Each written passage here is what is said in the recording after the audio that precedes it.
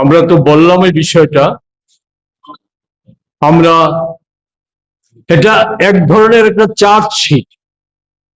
আমরা এতকাল 12 বছর যাবৎ শুনে এসেছি মোদিজি সংসদের বাইরে সর্বত্র বলেছে, জওহরলাল নেহেরু থেকে শুরু করে আমাদের শ্রীমতী গান্ধী, রাজীব গান্ধী হয়ে মনমোহন সিং পর্যন্ত দেশের সর্বনাশই শুধু করেছে। এটাই আমরা শুনে অভ্যস্ত হয়েছি, দেশের মানুষ শুনে অভ্যস্ত হয়েছি।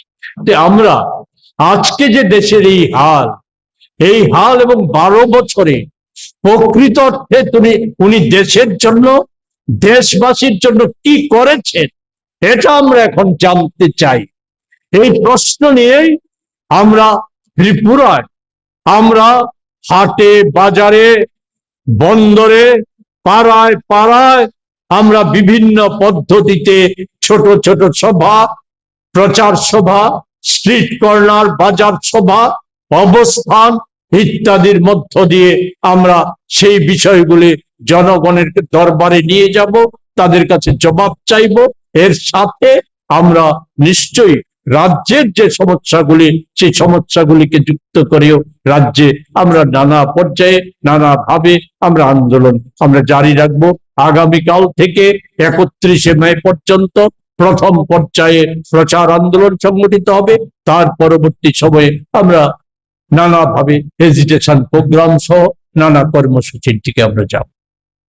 কি ধরনের, একে যে আমরা বলি জালিয়াত আর প্রতারকদের সরকার, আর তার গুরু স্বয়ং মোদি। এ বুঝার জন্য সামান্য কয়টা বিষয় শুধু উল্লেখ করব। আপনাদের মনে আছে মোদিজি সরকারে এসে জনধন অ্যাকাউন্টের কথা বলেছে। কোটি কোটি গ্রামীণ মানুষ, বিশেষ মা বোনেরা জনধন অ্যাকাউন্ট খুলেছিল ব্যাংকে বিনা খরচে। তার সংখ্যা ছিল 54,03,00,000। এতে বর্তমানে 20% অকেজো, এগুলির আর অস্তিত্ব নেই, ফাংশনিং নেই। বাকি যে 33,62,00,000 অ্যাকাউন্ট আছে, তাদের গড়ে জমা হচ্ছে 1,000।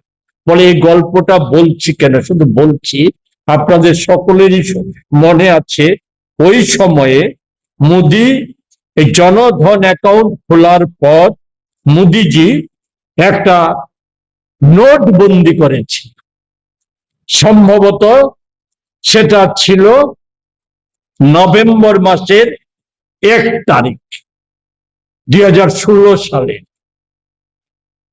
ওই সময় থেকে 7ই ডিসেম্বর পর্যন্ত আশ্চর্যজনক ভাবে, শুধু না রহস্যপূর্ণ ভাবে জনধন অ্যাকাউন্টে জমা পড়েছিল 1,49,246 কোটি টাকা। 6 মাসের ব্যবধানে সেই টাকাটা হাওয়া হয়ে গিয়েছিল, উঠিয়ে নিয়ে গিয়েছিল। এখনো আমাদের প্রশ্ন যে মোদি 12 বছরের সাফল্যের জয়গান করার জন্য, জয় ঢাক পেটানোর জন্য যেটা দিয়ে শুরু করেছিলাম, এই তীব্র দাবদাহ আর যে দেশ জ্বলছে এই সময়ে, সে গল্প শোনানোর জন্য, নতুন নতুন কাহিনী মানুষকে বিভ্রান্ত করার জন্য 12 দিন ব্যাপী কর্মসূচি নিয়েছে সারা ব্যক্তি আমাদের রাজ্যে। আমরা বলবো এই সম্পর্কে প্রবহিত করুন, এই অর্থগুলি কোথা থেকে এসেছিল, কারাই বা তুলে নিয়ে গিয়েছিল। আর মোদি সেখানে নোটবন্দির সময় ঘোষণা ছিল কালো টাকা উদ্ধার হবে, সন্ত্রাসবাদীদের কাছে কালো টাকা যাওয়া বন্ধ হবে, টাকার যোগান বন্ধ হবে, এদেরকে শ্বাসরুদ্ধ করে মারা হবে। এই সমস্ত অনেক ঘোষণা, বড় বড় অনেক কথা ছিল। কার্যত কি হয়েছে? একটি কালো টাকা উদ্ধারের কোন গল্প শোনাতে পেরেছে? যে 1 টাকাও কালো টাকা উদ্ধার হয়েছে? তো কি হয়েছিল এর থেকে অনুমান করে নিন, জনধন অ্যাকাউন্টে থেকে অনুমান করা যায়।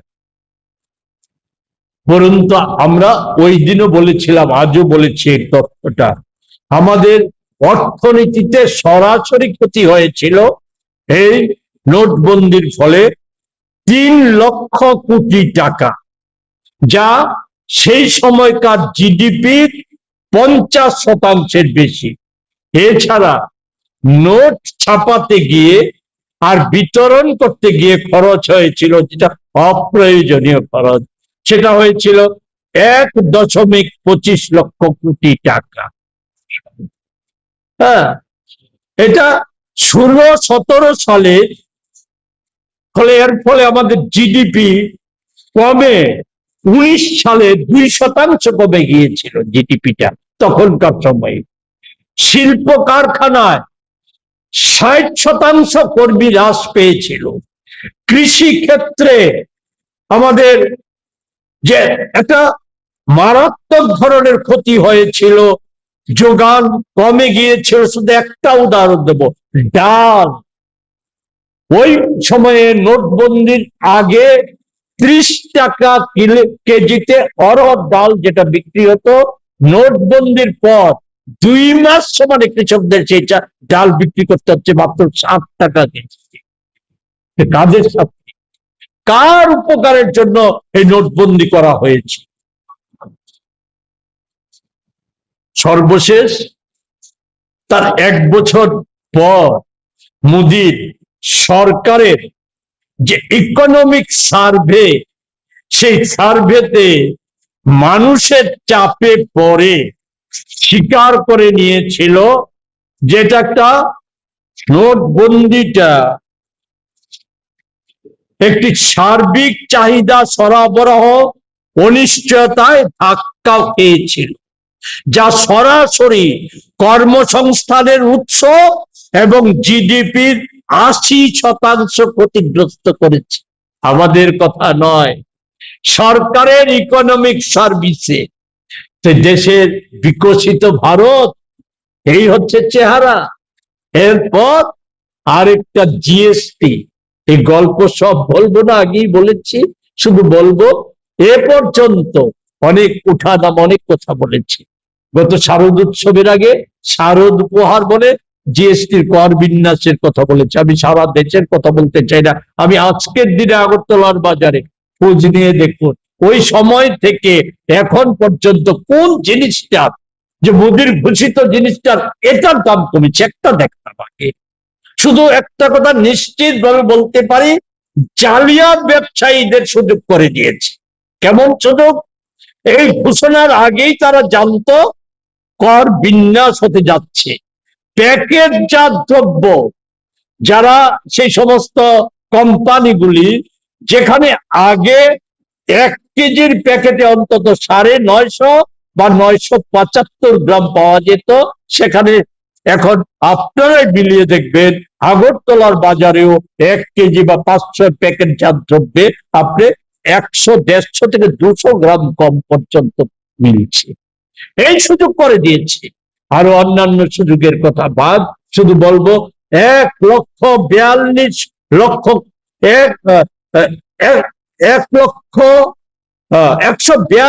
লক্ষ কোটি টাকা আমাদের সমস্ত ক্রেতাদের পকেট থেকে কেটে দিয়েছে।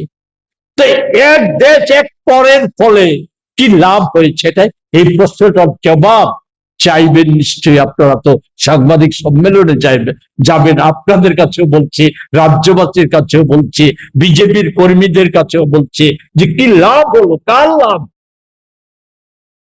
কারখানা বন্ধের সংখ্যা টংখ্যা এগুলি দিয়েছি, এগুলি আমি আর উল্লেখ করতে চাই না। এতে আরেকটা লাভ করে দিয়েছে জালিয়াতদের। জালিয়াতরা শুধু জিএসটি থেকে জালিয়াতি করে লুটে নিয়েছে 5.5 লক্ষ কোটি টাকার বেশি। আর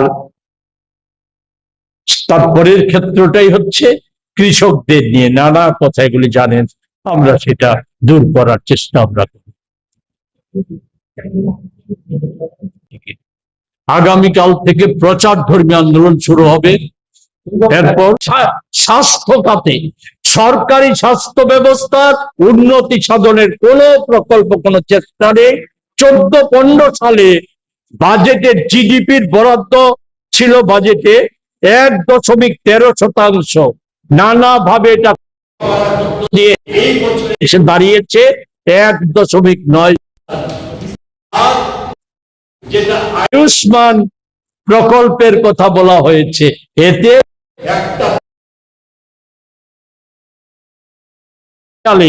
আমাদের না সিএজি নির্ণয় করেছিল 7.5 লক্ষ মানুষের নাম একটা মোবাইল নাম্বারে নথিভুক্ত করা আছে, আর এতে 2.5 লক্ষ ছিল মৃত মানুষের নাম। আসলে প্রকৃত অবস্থাটা কি এতে কি বোঝা যায়। আরেকটা তথ্য আপনাদেরকে জানিয়ে রাখি, এই যে আয়ুষ্মান ভারত বা কি প্রধানমন্ত্রী যোজনা যাই নামে হোক, এখানে মুখ্যমন্ত্রীর নামেও কার্ড তৈরি হচ্ছে। বেসরকারি কোনো হাসপাতালে এই সমস্ত কার্ড চলে না, ইন্স্যুরেন্স কার্ড চলে না, কোম্পানিগুলি এলাও করে না। ফলে সেই জায়গায় দাঁড়িয়ে হাসপাতালগুলি এলাও করে না। সেই জায়গায় দাঁড়িয়ে আমাদের হাল হকিকত আর আমাদের রাজ্যের অবস্থা তো আর জানাই আছে, এগুলি আর উল্লেখ করতে চাই না। মহিলাদের নানা কথা, চাকরিতে সংরক্ষণ, তলানিতে গেছে। শুধু মোদির যে গর্বের আধা সামরিক বাহিনীতে হাজার হাজার পদ শূন্য থাকা সত্ত্বেও মাত্র 33% মধ্যে 4.37% মহিলাদের সেখানে পূরণ করা হয়েছে। আর মহিলাদের নিরাপত্তা, এটা আজকে কোন জায়গায় গিয়েছে ভাবা যায় না। এই যে জাতীয় মহিলা সুরক্ষা কমিশন আর ন্যাশনাল ক্রাইম ব্যুরোর যৌথ রিপোর্ট, যা 2025 সালের 28শে অগাস্ট দিল্লিতে প্রকাশিত করেছিল, তাতে ছিল আমাদের দেশের 2/3 মহিলা নিরাপত্তার অভাব, নিরাপত্তাহীনতায় ভুগছে। এই ছিল রিপোর্ট। আরো বিস্তৃত বলতে চাইলে শুধু বলবো 12 বছরে শুধু ধর্ষণ এর সংখ্যা হচ্ছে যা পুলিশের খাতায় লিপিবদ্ধ করা আছে। অনেক ঘটনা নানা কারণে কিছুটা উল্লেখ করেছি, বিভিন্ন সময় তুলে ধরেছি, এগুলি আনতে চাই না, উঠে আছে না, পুলিশের খাতায় আছে না।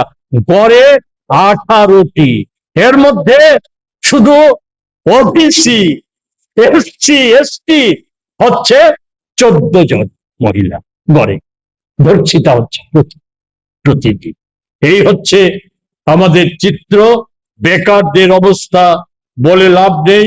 কেন্দ্রীয় সরকারের, শুধু সরকারের 10 লক্ষ পদ শূন্য, 3,45,000 হচ্ছে রেলে শূন্য, রাষ্ট্রায়ত্ত সংস্থায়ও প্রায় 3 লক্ষের কাছাকাছি শূন্য।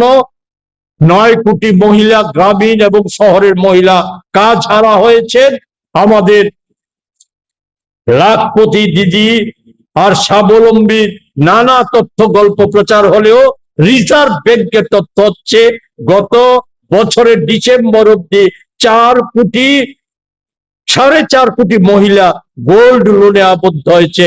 আর একটা তথ্য দিয়েই মহিলাদের ক্ষমতায়ন আর কর্মসংস্থানের বিষয়টা, মহিলাদের সংক্রান্ত বিষয়টা শেষ করবো। সেটা হচ্ছে গত যে পার্লামেন্ট অধিবেশন গেল, বিশেষ অধিবেশন না, পার্লামেন্ট অধিবেশনে সংশ্লিষ্ট দপ্তর রিপোর্ট দিয়েছে মাইক্রো ফাইন্যান্স কোম্পানিগুলি 2024-25 বছরে ঋণ আদায় করেছে 3 লক্ষ কোটি টাকার বেশি। এই হচ্ছে একটা চিত্র। বেকারদের, আমাদের রাজ্যে এই সংখ্যাটা 7.5 লক্ষ মহিলা বা পুরুষ, তাদের মধ্যে 90% হচ্ছে মহিলা যারা মাইক্রো ফাইন্যান্সের ঋণের জালে আটকা পড়ে আছে। সরকারের পোর্টালে আমাদের রাজ্যে তালিকাভুক্ত বেকারের সংখ্যা হচ্ছে 4,34,937 জন। এতে এসটি 74,978 জন, এসটি 98,293 জন। বয়স উত্তীর্ণ হয়ে গেছে 18,604 জনের।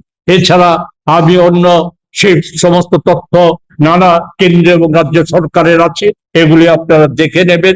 শুধু বলবো যেটা, যে আমাদের দেশে সমতার কথা বলা আছে সংবিধানে, সমতা আজকে কোথায় গেছে? 1922 সালে আমাদের দেশের মানুষের যে গড় আয়ের সাথে ধনী মানুষের যে ডিফারেন্স, আর আজকের ডিফারেন্সটা হচ্ছে সে সময়ের তুলনায় আমাদের দেশের সাধারণ মানুষ আর 10,000 ধনী মানুষকে চিহ্নিত করেছে, ডিফারেন্স হচ্ছে 2,569 গুণ বেশি। এই হচ্ছে মোদির বিকশিত ভারতের আরেকটা বড় চেহারা।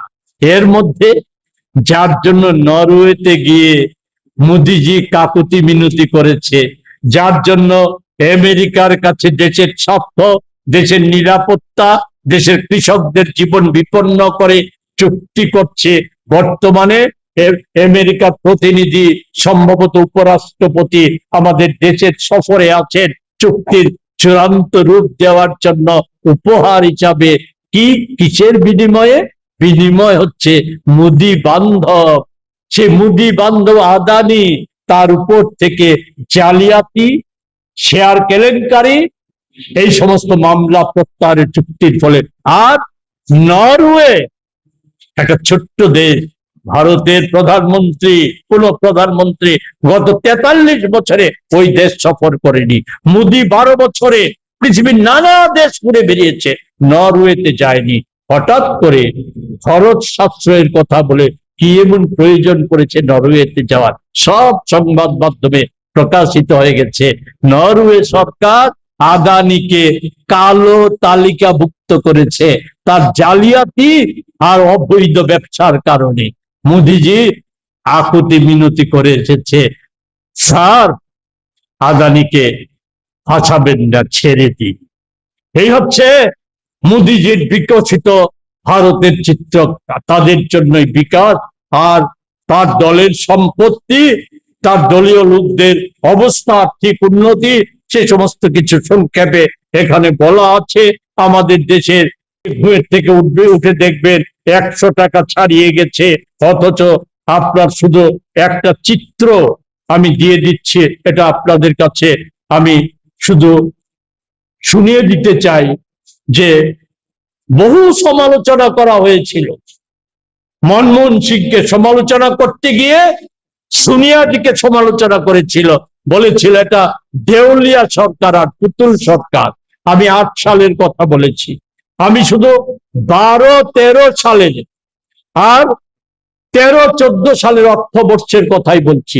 12-13 সালে বিশ্বব্যাপী আর্থিক সংকটের দিনে ভারতকেও গ্রাস করেছিল, রাজস্ব ঘাটতি ছিল 12-13 অর্থবর্ষে 3.6%, আর 13-14 সালে তা কমিয়ে করেছিল 3.2%। এটা নিশ্চয়ই মোদির ভাষায়, বিজেপির ভাষায় উন্নতি নয়। রাজকোষ ঘাটতি ছিল 4.9%, আর 13 সালে এটা হয়েছিল 4.5%। সিএ ঘাটতি 4.8% ছিল, আর এটা কমে হয়েছিল 1.7%। জিডিপি ছিল 5.5%, বৃদ্ধি পেয়ে হয়েছিল 6.4%। বৈদেশিক মুদ্রা ভান্ডার, যার কথা আজকে সবচাইতে বেশি চর্চা হচ্ছে, ছিল বিলিয়নের হিসাবে 292 বিলিয়ন, এটা বেড়ে হয়েছিল 304 বিলিয়ন। এটা নিশ্চয়ই, এগুলি নিশ্চয়ই অর্থনীতির অগ্রগতির চিহ্ন নয়। আর রুপির টাকা ডলারের তুলনায় রুপি 64.29 পয়সা দাঁড়িয়েছিল, সেখানে এটা কমে হয়েছিল 60.10 পয়সায়। ফলে এই চিত্রগুলি নিশ্চয়ই রেখাপাত করে না মানুষের মধ্যে। আর দুর্নীতির কাল্পনিক কথা বলে মনমোহন সিং এর সরকারকে পতন ঘটিয়েছিল, এই দুর্নীতির তথ্য এখানে আছে, সময় লাগবে বলে আমি উল্লেখ করছি না। সিএজির দেওয়া কেন্দ্রীয় সরকারের দুর্নীতির উল্লেখযোগ্য কিছু তথ্য এখানে আছে, আর আছে রাজ্য সরকারের ওই রেগার অর্থ লুটে নেওয়া সহ কিছু তথ্য সিএজির আছে। আশঙ্কার দিক একটা কথা বলেই শেষ করছি, সেটা হচ্ছে আমাদের বিদেশি লগ্নিকারীরা শুধু শেয়ার বাজার থেকে তহবিল তুলে নিচ্ছে না, ভারতবর্ষের সাধারণ শিল্প থেকে তহবিল তুলে নিচ্ছে না, আইটি সেক্টর থেকে গত 7 দিন আগে যেই পরিমাণ তহবিল তুলে নিয়েছে, এতে আমাদের দেশের যে ভবিষ্যৎ প্রজন্ম, আমাদের দেশের মেধা শক্তি, আমাদের দেশের গ্রামীণ অর্থনীতি, আধুনিক অর্থনীতি সবটাই ভেঙে পড়ার শঙ্কা দেখা দিয়েছে। এই তথ্যগুলি আছে, নতুবা আমরা পাঠিয়ে দেব। এহেন একটা ভয়ঙ্কর পরিস্থিতিতে আমরা রাজ্যব্যাপী আমরা কর্মসূচি নিয়েছি। কংগ্রেস দল কি না সাধারণ মানুষকে আমরা জাগ্রত করব। এই সমস্যা কংগ্রেস দলের সমস্যা নয়, এই সমস্যা কোন একটা নিছক দলের সমস্যা নয়, এই সমস্যা এটা গোটা দেশ জুড়ে একটা সর্বগ্রাসী সংকট তৈরি হয়েছে। আর এর শিকার হচ্ছে অন্তত দেশের নাই নাই করে 95% মানুষের শিকার হচ্ছে। এতে একটা অংশ তো আছেই, এদের কিছু যায় আসে না। 5,000 টাকা যদি গ্যাসের সিলিন্ডারের দাম হয়, তাদের কিছু যাবে আসবে না। পেট্রোল যদি 1,000 টাকা লিটার হয়, তাদের কিছু যাবে আসবে না। এ কিভাবে কেন যাবে আসবে না, এগুলি অতীতেও বলেছি, আগামী দিনেও বলবো। আজকে আর বলে আপনাদের বিরক্তির সঞ্চার করবো না, শুধু আপনাদের সাহায্য চাইবো। আমরা এই বিষয়গুলি আমরা জনসমক্ষে নিয়ে যেতে চাই, কাল্পনিক কোনো অভিযোগ নয়। আমরা এমন একটা বিষয় এখানে আসিনি যেগুলি আমাদের কাল্পনিক বিষয় বা দাবির বিষয়। আমরা এর বিহিত চাইছি, এর বিহিত আমাদের দেশের অর্থনৈতিক উপদেষ্টা, এর বিহিত ওই বাণিজ্য চুক্তি করে যে বাগাড়ম্বর করছে। উনি আবারও বলেছেন, ওই 7 তারিখ নয়, ইকোনমিক টাইমসে নয়, গত 7 দিন পূর্বে আবারও উনি বলেছেন এই বাগাড়ম্বর পূর্ণ সরকারের তথ্যে আর বাস্তবে বিশাল মিল। সরকারকে সেই জায়গা থেকে বেরিয়ে আসতে হবে। আমরাও প্রদেশ কংগ্রেসের পক্ষ থেকে আবেদন করছি, আমরা জাতীয় কংগ্রেস যেমন আবেদন করছে, এই পরিস্থিতিতে সমস্ত দলের মতামত নিয়ে শুধু দলীয় দৃষ্টিকোণ থেকে বিচার না করে আমাদের দেশের অভিজ্ঞ অর্থনীতিবিদ, সমাজ বিজ্ঞানী, এদের সকলের পরামর্শ নিয়ে কি করে এই কঠিন পরিস্থিতিতে দেশের মানুষকে রক্ষা করা যায়, দেশকে রক্ষা করা যায়, সেই দিকে নজর দেওয়ার জন্য। কারণ আমরা বুঝে গেছি 12 বছরে পাকিস্তানের ঘটনা সহ নানা ঘটনায় মোদিজির কাছে না দেশের সম্মান বড়, না দেশের মানুষের স্বার্থ বড়। মোদিজি দেশের 99% মানুষের প্রধানমন্ত্রী নয়, উনি বড় জোর দেশের 1% মানুষের প্রধানমন্ত্রী হয়েছে। এই জায়গা থেকে নেমে এসে প্রকৃত সত্য উপলব্ধি করে যদি প্রয়োজনীয় পদক্ষেপ নেয়, আমরা সহযোগিতা করব। নতুবা যে আন্দোলন আমরা শুরু করেছি, এই আন্দোলন আমরা চালিয়ে যাব এই সরকারের পরিবর্তন পর্যন্ত। সেই আন্দোলন আমরা চালিয়ে যাব। এই কথা কয়টি বলে আমি আবার কথা বলা শেষ করছি। আমার সাথে যারা আছে ওনাদের যদি কিছু যুক্ত করার থাকে নিশ্চয়ই যুক্ত করা। প্রদেশ কংগ্রেসের পক্ষ থেকে প্রথমেই আপনাদের শুভেচ্ছা অভিনন্দন জ্ঞাপন করছি। আমার সাথে আজকের এই সংবাদ সম্মেলনে উপস্থিত আছেন আমাদের দলের বর্তমান সদর জেলা সভাপতি তন্ময় রায়, আছেন আমাদের দলের নেতা এবং ওবিসি ডিপার্টমেন্টের দায়িত্বপ্রাপ্ত চেয়ারম্যান মনোরঞ্জন দেবনাথ, ও আছেন আমাদের আনঅর্গানাইজড শ্রমিক সংগঠনের দায়িত্বপ্রাপ্ত চেয়ারম্যান শান্তনু পাল মহাশয় 14 সালে যে নয়া কৃষি নীতিতে 22 সালের মধ্যে কৃষকদের আয় দ্বিগুণ করা হবে। আমি সেই সমস্ত বিস্তারিত যেতে চাই না, শুধু বলবো 19 সালের পর থেকে মোদি তো কোনোদিনই 12 সালে সংবাদ মাধ্যমের মুখোমুখি হননি। 19 সালের পর থেকে সরকারি কোনো দপ্তর থেকে, না কৃষি দপ্তর না আমাদের রাজ্যের পরিকর্মা মন্ত্রী কেউই 19 সালের পর থেকে কৃষকদের আয় নিয়ে কোনো তথ্য প্রকাশ করেন।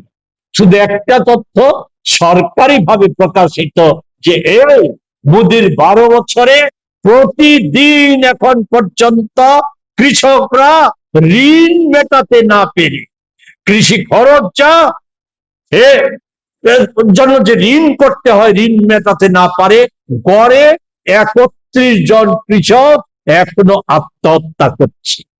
মোদি অনেক প্রকল্প, ইন্স্যুরেন্স, ফসল বীমা, হেন তেন, প্রকৃত চিত্র হচ্ছে ফসল বীমা ক্ষেত্রে বেসরকারি বীমা কোম্পানিগুলি এই সময়ের মধ্যে প্রায় 70,000 কোটি টাকা মুনাফা করেছে। কৃষকদের কি আয় হয়েছে, কতটা ক্ষতিপূরণ হয়েছে আপনারা গ্রাম পাহাড়ের খবর জানেন। আপনারা আমাদের ত্রিপুরায় তো ওই কৃষিকাজের সাথে যুক্ত মায়েরা এই এখনো সন্তান বিক্রি করে দিতে হচ্ছে। এই হচ্ছে সারা দেশের চিত্র। আমাদের কৃষি ঋণে জর্জরিত কৃষকরা, মোদি কর্পোরেটদের ঋণ ছাড় দিয়েছে 26 লক্ষ কোটি টাকার কাছাকাছি। এখানে আছে কিছুটা আদায়করণের প্রচেষ্টাও নিয়েছে, সামান্য 30% কাছাকাছি আদায় হয়েছে, কিন্তু মূল 26 লক্ষ কোটির মধ্যে 30% সংখ্যাটা একেবারেই নগণ্য। অঙ্কের হিসাব করে আমি দেখিয়ে দিতে পারবো, আমার প্রয়োজন নেই, আপনারা সকলে আমার চাইতে ভালো অঙ্ক জানেন, সেটা ধরে নেবেন। আরেকটা গুরুত্বপূর্ণ ছিল ডিজিটাল ক্ষেত্রকে শক্তিশালী করা, আইটি সেল শক্তিশালী, এআই প্রযুক্তি, এই সমস্ত কথা নানা রকম বিষয় ছিল। আমি শুধু একটা, মোদি ডিজিটাল ক্যাশ লেনদেন, হ্যাঁ এটা একটা আধুনিক জগতে, আধুনিক ব্যবস্থায় এটা একটা গুরুত্বপূর্ণ ক্ষেত্র, এটা শক্তিশালী করতে হবে।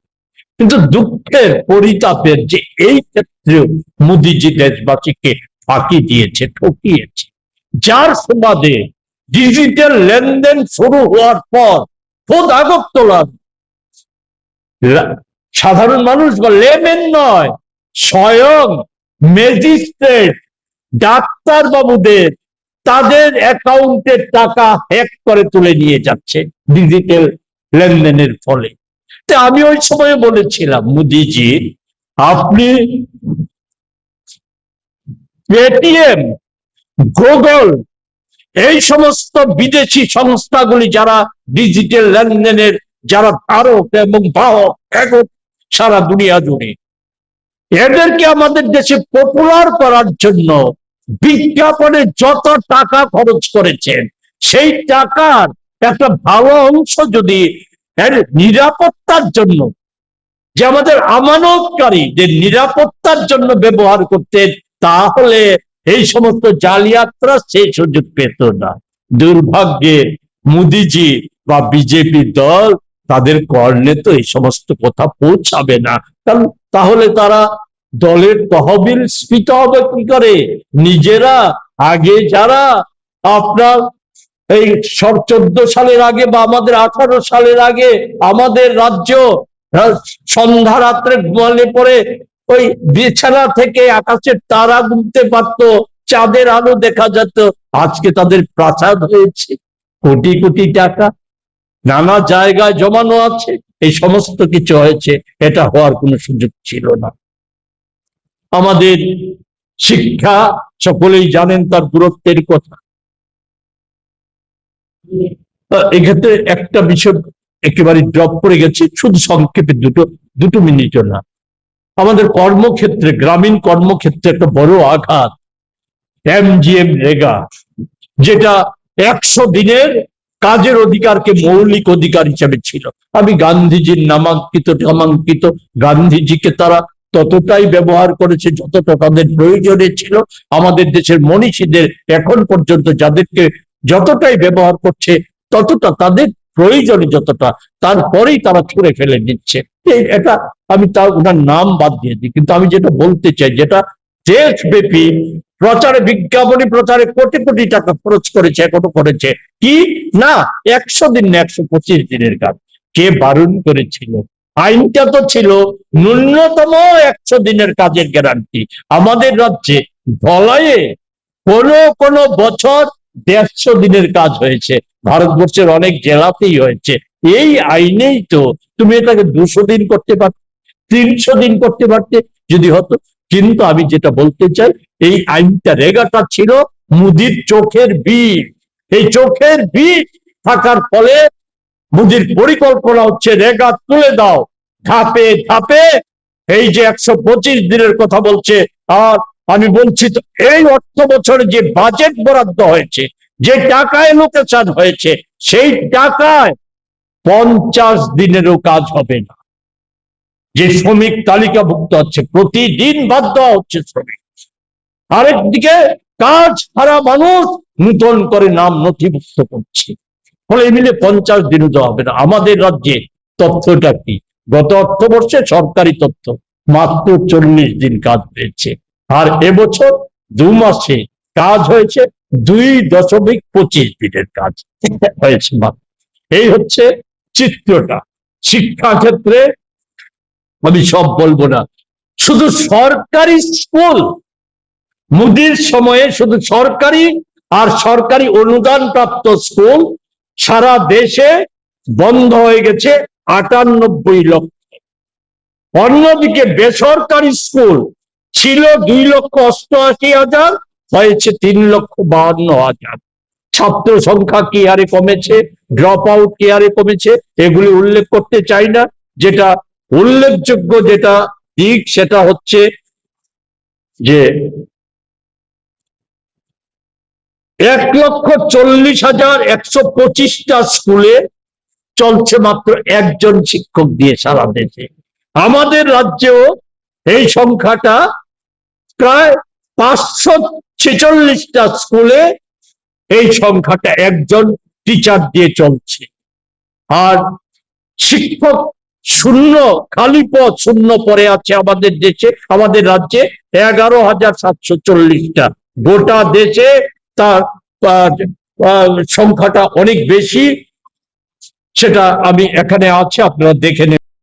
সকলেই হয়তো অবগত আছেন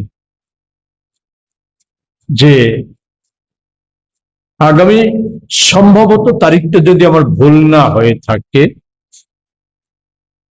আগামী 26শে মে আমাদের দেশের মোদিজির নেতৃত্বে যে সরকার তৈরি হয়েছিল তার 12 বছর পূর্তি হতে যাচ্ছে। যতটুকু খবর আমরা পেয়েছি, দেশ যখন কার্যত সমস্ত দিক থেকে জ্বলছে, এক কথায় বলা যায়, একে তো প্রাকৃতিক কারণে তাপমাত্রা মারাত্মক রকম ভাবে বৃদ্ধি পাচ্ছে। ইতিমধ্যে সানস্ট্রোকে বেশ কিছু মানুষের প্রাণ বিসর্জন গিয়েছে। অন্যদিকে তীব্র অর্থনৈতিক সংকট, যেটা শুধু আজ আমাদের কথা নয়, স্বয়ং মোদিজিকে স্বীকার করতে হয়েছে, এবং আশ্চর্যজনক ভাবে এর দায়িত্ব না নিয়ে এটা চাপিয়ে দেওয়ার চেষ্টা করেছে ভারতবাসীর উপর। বরাবরই সব ক্ষেত্রেই, যেমন প্রসঙ্গক্রমে বলতে হয়, এই নিট নিয়ে সর্বশেষ জালিয়াতিটা, এটা মোদিজি এবং আমাদের দেশের শিক্ষামন্ত্রী বা নিট জালিয়াতি যাকে দিয়ে করাচ্ছে, যে সংস্থাকে দিয়ে করাচ্ছে, সেই সংস্থার কর্মকর্তা আমাদের লাখো লাখো আমাদের যে ভবিষ্যৎ নির্মাণ যারা করবে, শুধু নিজেদের ভবিষ্যৎ না, দেশের ভবিষ্যৎ নির্মাণ যাদের হাতে, সেই যুব শক্তিকে বলছে মানিয়ে নাও। এ হচ্ছে প্রতিবিধান এত বড় ভয়ঙ্কর দুর্নীতির। ঠিক তেমনি এই তীব্র আর্থিক সংকটের সময়ও গতকাল পর্যন্ত আপনারা দেখেছেন, যেখানে ছিল গত মে মাসে প্রধান স্লোগান আচ্ছে দিন আয়েগা, সেই জায়গায় এখন বলা হচ্ছে যে দুর্যোগ, ঘোরতর দুর্যোগ মানিয়ে নিতে হবে, দেশবাসীকে তার জন্য কৃচ্ছ সাধন করো। আর আমি বিস্তারিত বেশি সময় নিয়ে বলবো না, উপস্থিত আমার সাথে যারা আছে ওনাদেরকেও বলবো কিছু সংযোজন করার থাকলে সংযোজন করার জন্য। বাকিটা আমরা সকলকেই, প্রেস নোটটা এখনো সঠিকভাবে তৈরি হয়নি, আমরা দিয়ে দেব, প্রেস নোটটা দিয়ে দেওয়ার চেষ্টা করব, যে দেশের এই হাল হকিকতের পেছনে মূল কারণগুলি কি, এটা দিয়ে দেওয়ার চেষ্টা করবো। এটা বিশদে বলতে গেলে পরে একটা মহাভারত হয়ে যাবে ছোটখাটো। আমি যেটা দিয়ে শুরু করব, গত 9 দিনে গড়ে 5 টাকা ডিজেল পেট্রোলের দাম বাড়িয়েছে। শুধু আমি একটা উদাহরণ দেব, যেটা বলা হচ্ছে যে দেশের পেট্রো কোম্পানিগুলি সাংঘাতিক রকম ক্ষতিগ্রস্ত হচ্ছে। আর আন্তর্জাতিক মানে বিশ্ব বাজারে যুদ্ধজনিত পরিস্থিতির কথা বলা হচ্ছে। বর্তমানে আমি এই কিছুদিন আগেও আপনাদেরকে আমি অবগত করেছিলাম, 24-25 সালে আমাদের রাষ্ট্রায়ত্ত তেল কোম্পানিগুলি শুধু 24-25 অর্থবর্ষে কত মুনাফা করেছে। আর বেসরকারি তেল কোম্পানিগুলির মুনাফার হিসাব জনসমক্ষে আনে না, সরকার কায়দা করে এটা আড়াল করে রাখে, আর কোম্পানিগুলিও এটা আড়াল করে রাখে। তো এই হিসাব দিয়েছিলাম, প্রয়োজনে আবার সেই হিসাব আমি পরবর্তী সময়ে আপনাদের লিখিতভাবে আমি অবগত করে দেব, আমার সরকারি তথ্য করিয়ে দেই। এখন $108-9 মধ্যে 1 ব্যারেল তেল ওঠানামা করছে। গত ফেব্রুয়ারি মাস যুদ্ধের শুরু আগে 1 ব্যারেলের মূল্য ছিল $70। আপনারা কেউ মনে করতে 12 বছরের অনেক ঘটনা মনে থাকার কথা নয়। তো ফেব্রুয়ারি মাসে আমাদের দেশে 1 পয়সা তেল পেট্রোলের দাম কমেছে, তাহলে কেন এখন এটা বাড়ানো হচ্ছে? 2008 সালে সরকারকে, এখানে তো আছে রাজ্য দিল্লির সরকারের প্রতিনিধিরা তো এখানে রাজ্য সরকার চালাচ্ছে, অনেক তথ্যের কচকচানি করে, অনেক বিজ্ঞাপনী প্রচার করে। একটা প্রশ্নের শুধু উত্তর দিন, 2008 সালে আন্তর্জাতিক বাজারে পেট্রোপণ্যের 1 ব্যারেলের দাম ছিল $147। আগরতলায় সরকার একেবারে বলা যায় অপদার্থ, এবং সমস্ত দিক থেকে এই সরকারটা যোগ্যতাহীন। আর দুর্নীতির কথা তো বলে লাভই নেই, এটা সকল মানুষেরই অভিজ্ঞতা। সেই সরকারের হয়তো জানা থাকতে না পারে, আর জানা থাকলেও তারা ভুলে যাওয়ার ভান করে। পেট্রোল তেল কোম্পানিগুলো এখানে যারা তেল সরবরাহ করে তাদের থেকে একটু খবর সংগ্রহ করুন। 2008 সালে আগরতলায় পেট্রোলের দাম লিটার প্রতি ছিল 50 টাকা, ডিজেল ছিল 30 টাকা। যদি আমার তথ্য ভুল বা অতথ্য হয়ে থাকে, দ্বিতীয় দিন আর কোনো বার আপনাদের সামনে আমি মুখ খুলব না। এটা কি করে সম্ভব হয়েছে? আজকের দিনের হিসাব, এই 5 টাকা বৃদ্ধির আগে মোদী সরকার প্রতিদিন পেট্রোল পণ্য থেকে 1000 কোটি টাকা কর আদায় করে, 50 এবং 55% হারে কর লাগু করার মধ্য দিয়ে।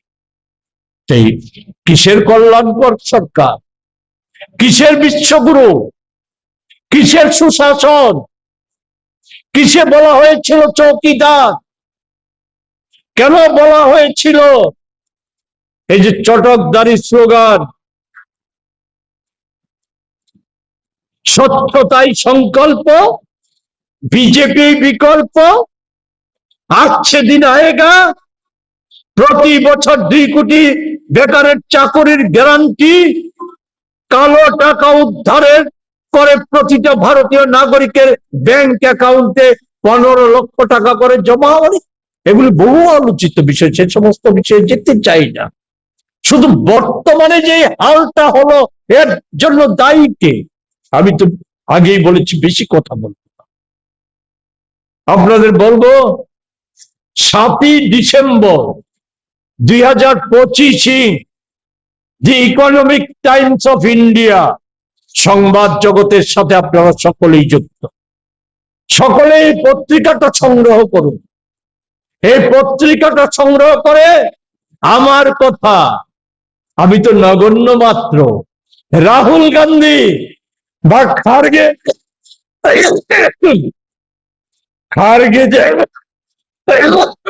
খারগেজি নয় বা পবন খেরাও নয়, স্বয়ং প্রধানমন্ত্রীর অর্থনৈতিক উপদেষ্টা অনন্ত নাগেশ্বরম যে একটা আর্টিকেল লিখেছিল, আজকের যে হাল, এই হালের কথায় সেই আর্টিকেলে উনি বলেছিলেন যে দেশে যদি এখনো ব্যবস্থা গ্রহণ না করা হয় তাহলে আমাদের দেশটা অর্থনৈতিকভাবে ভয়ঙ্কর ক্ষতিগ্রস্ত হয়ে যাবে।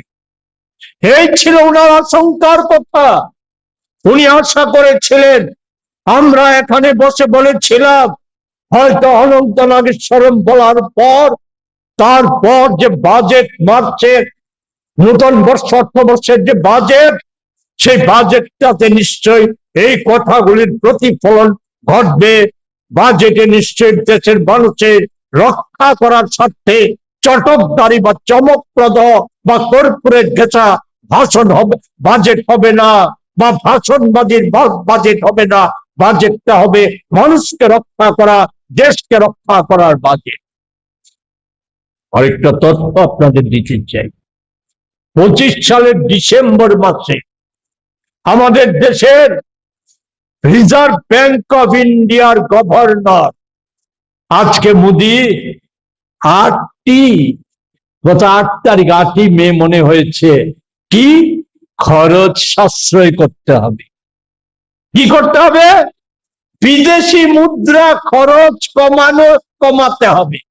কেন না? আমাদের দেশের বিদেশি মুদ্রায় টান পড়েছে। আমি সেই বিষয়গুলি নিয়ে বলেছি। শুধু স্মরণ করিয়ে দেই, স্বর্ণ না কেনার কথা বলেছে। এতে কি আঘাত হবে? সবচাইতে বড় আঘাত হবে 3 কোটি মানুষ এই স্বর্ণ শিল্পের সাথে জড়িত। এদের কি হবে? আর বাদ দিলাম আমাদের ধর্মীয় অনুষ্ঠানের সাথে, আমাদের দেশের মেয়েদের মঙ্গল অমঙ্গলের সাথে এই স্বর্ণের যোগাযোগের বিষয়গুলি বাদই দিলাম, আজকে আর আনছি না। কিন্তু এই প্রশ্নটার উত্তর তো দিতে হবে। 3 কোটি স্বর্ণ শিল্পী, আদৌ কি জানেন এর পেছনে আছে মোদির সব ক্ষেত্রে যেমন লুকায়িত থাকে একটা কথা, সেটা হচ্ছে কি করে কর্পোরেটদের স্বার্থ রক্ষা করা যায়। এ হচ্ছে ক্ষুদ্র ক্ষুদ্র স্বর্ণ শিল্পী, স্বর্ণ ব্যবসায়ী, তারা যাতে কলাপস হয়ে যায়, স্বর্ণ ব্যবসাটা একচেটিয়া জনা পাঁচেক মোদী বান্ধবের হাতে যাতে কুক্ষিগত করে নিতে পারে, এ হচ্ছে প্রধান লক্ষ্য। এই লক্ষ্যে এটা করা হয়েছে। পেট্রোল পণ্যের ক্ষেত্রেও একই বিষয়, অন্য সব বিষয়ের ক্ষেত্রে একই বিষয়। নতুবা কেন ডিসেম্বরে আমাদের দেশের বিদেশি মুদ্রার একটা তথ্য শুধু আপনাদের দিচ্ছি, এটা প্রেস নোটে উল্লেখ করা নেই, আপনারা একটু উল্লেখ করে নেবেন। রিজার্ভ ব্যাংকের আর গভর্নর জানিয়েছিল 25 সালে যে তার আগের বছর আমাদের দেশে যে পরিমাণ বিদেশি মানে মুদ্রা ভান্ডার মজুদ ছিল তার থেকে 5,690 বিলিয়ন ডলার বিদেশি মুদ্রা তুলে নিয়ে গেছে, খরচ হয়ে গেছে। এর ফলে বর্তমানে ওই সময়ে ডিসেম্বরে ছিল 6,04,585 বিলিয়ন ডলারে বিদেশি মুদ্রা দাঁড়িয়েছে। তখন মোদিজির খরচ সাশ্রয়ের কথা মনে হয়নি? তো গত 7 মাসে এই রিজার্ভ ব্যাংককে দিয়ে কেন 880 টন স্বর্ণ কেন কি নিয়েছেন? দ্বিচারিতা নয়? কি শাক দিয়ে মাছ ফেটার চেষ্টা? কলাপের মধ্যে সামান্য কটা তথ্য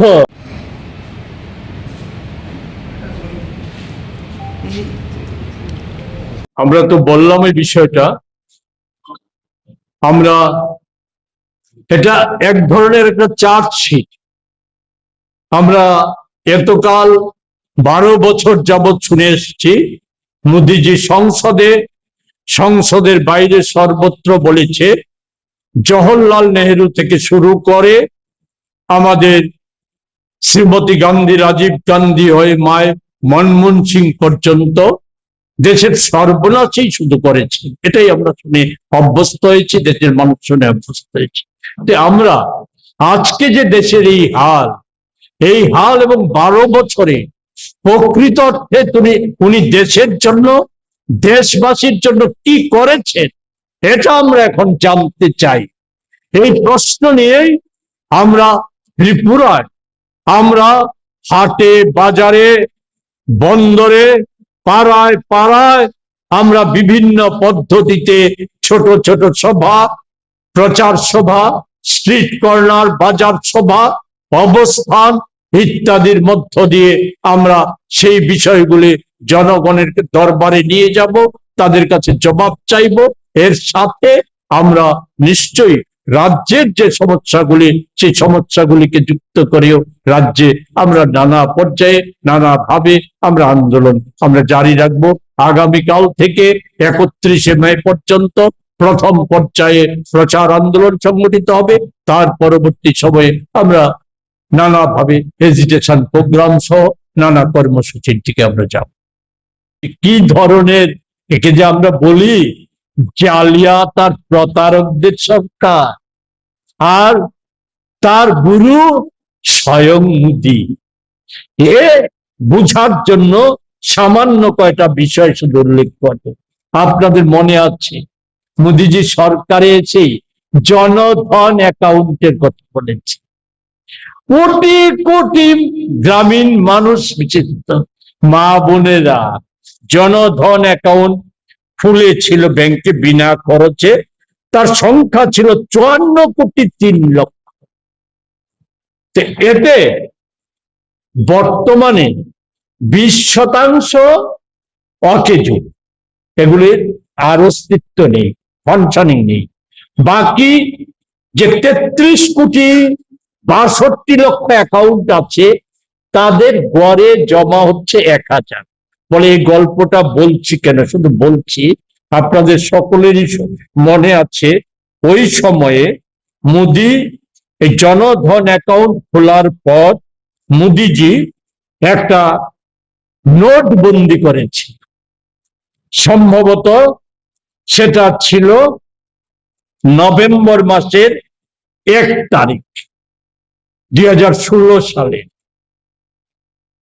ওই সময় থেকে 7ই ডিসেম্বর পর্যন্ত আশ্চর্যজনক ভাবে, শুধু না, রহস্যপূর্ণ ভাবে জনধন অ্যাকাউন্টে জমা পড়েছিল 1,49,246 কোটি টাকা।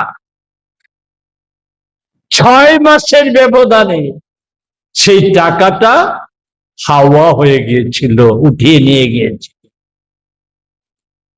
এখনো আমাদের প্রশ্ন যে মোদি 12 বছরের সাফল্যের জয়গান করার জন্য, জয় ঢাক পেটানোর জন্য যেটা দিয়ে শুরু করেছিলাম, এই তীব্র দাবদাহ, আর যে দেশ জ্বলছে এই সময়ে, সে গল্প শোনানোর জন্য, নতুন নতুন কাহিনী মানুষকে বিভ্রান্ত করার জন্য 12 দিন ব্যাপী কর্মসূচি নিয়েছে সারা দেশে, আমাদের রাজ্যে।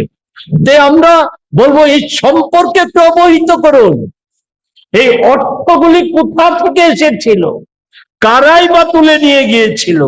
আর মোদি সেখানে নোটবন্দির সময় ঘোষণা ছিল কালো টাকা উদ্ধার হবে, সন্ত্রাসবাদীদের কাছে কালো টাকা যাওয়া বন্ধ হবে, টাকার যোগান বন্ধ হবে, এদেরকে শ্বাসরুদ্ধ করে মারা হবে।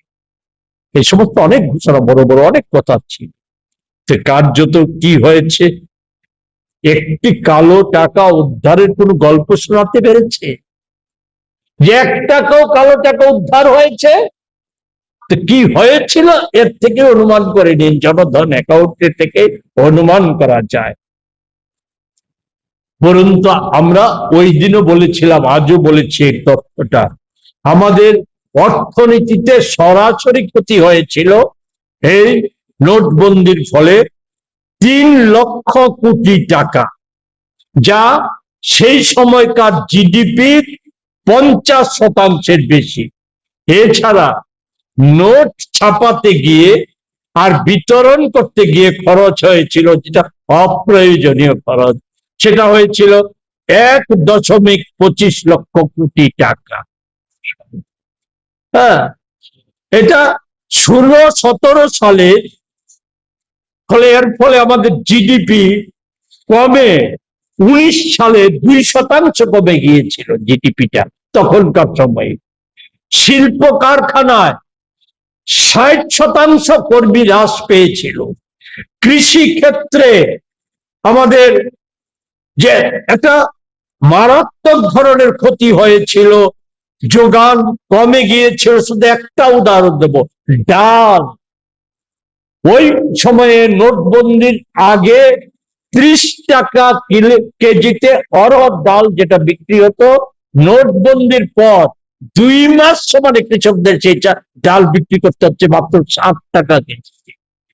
কাদের সাথে, কার উপকারের জন্য এই নোটবন্দি করা হয়েছে?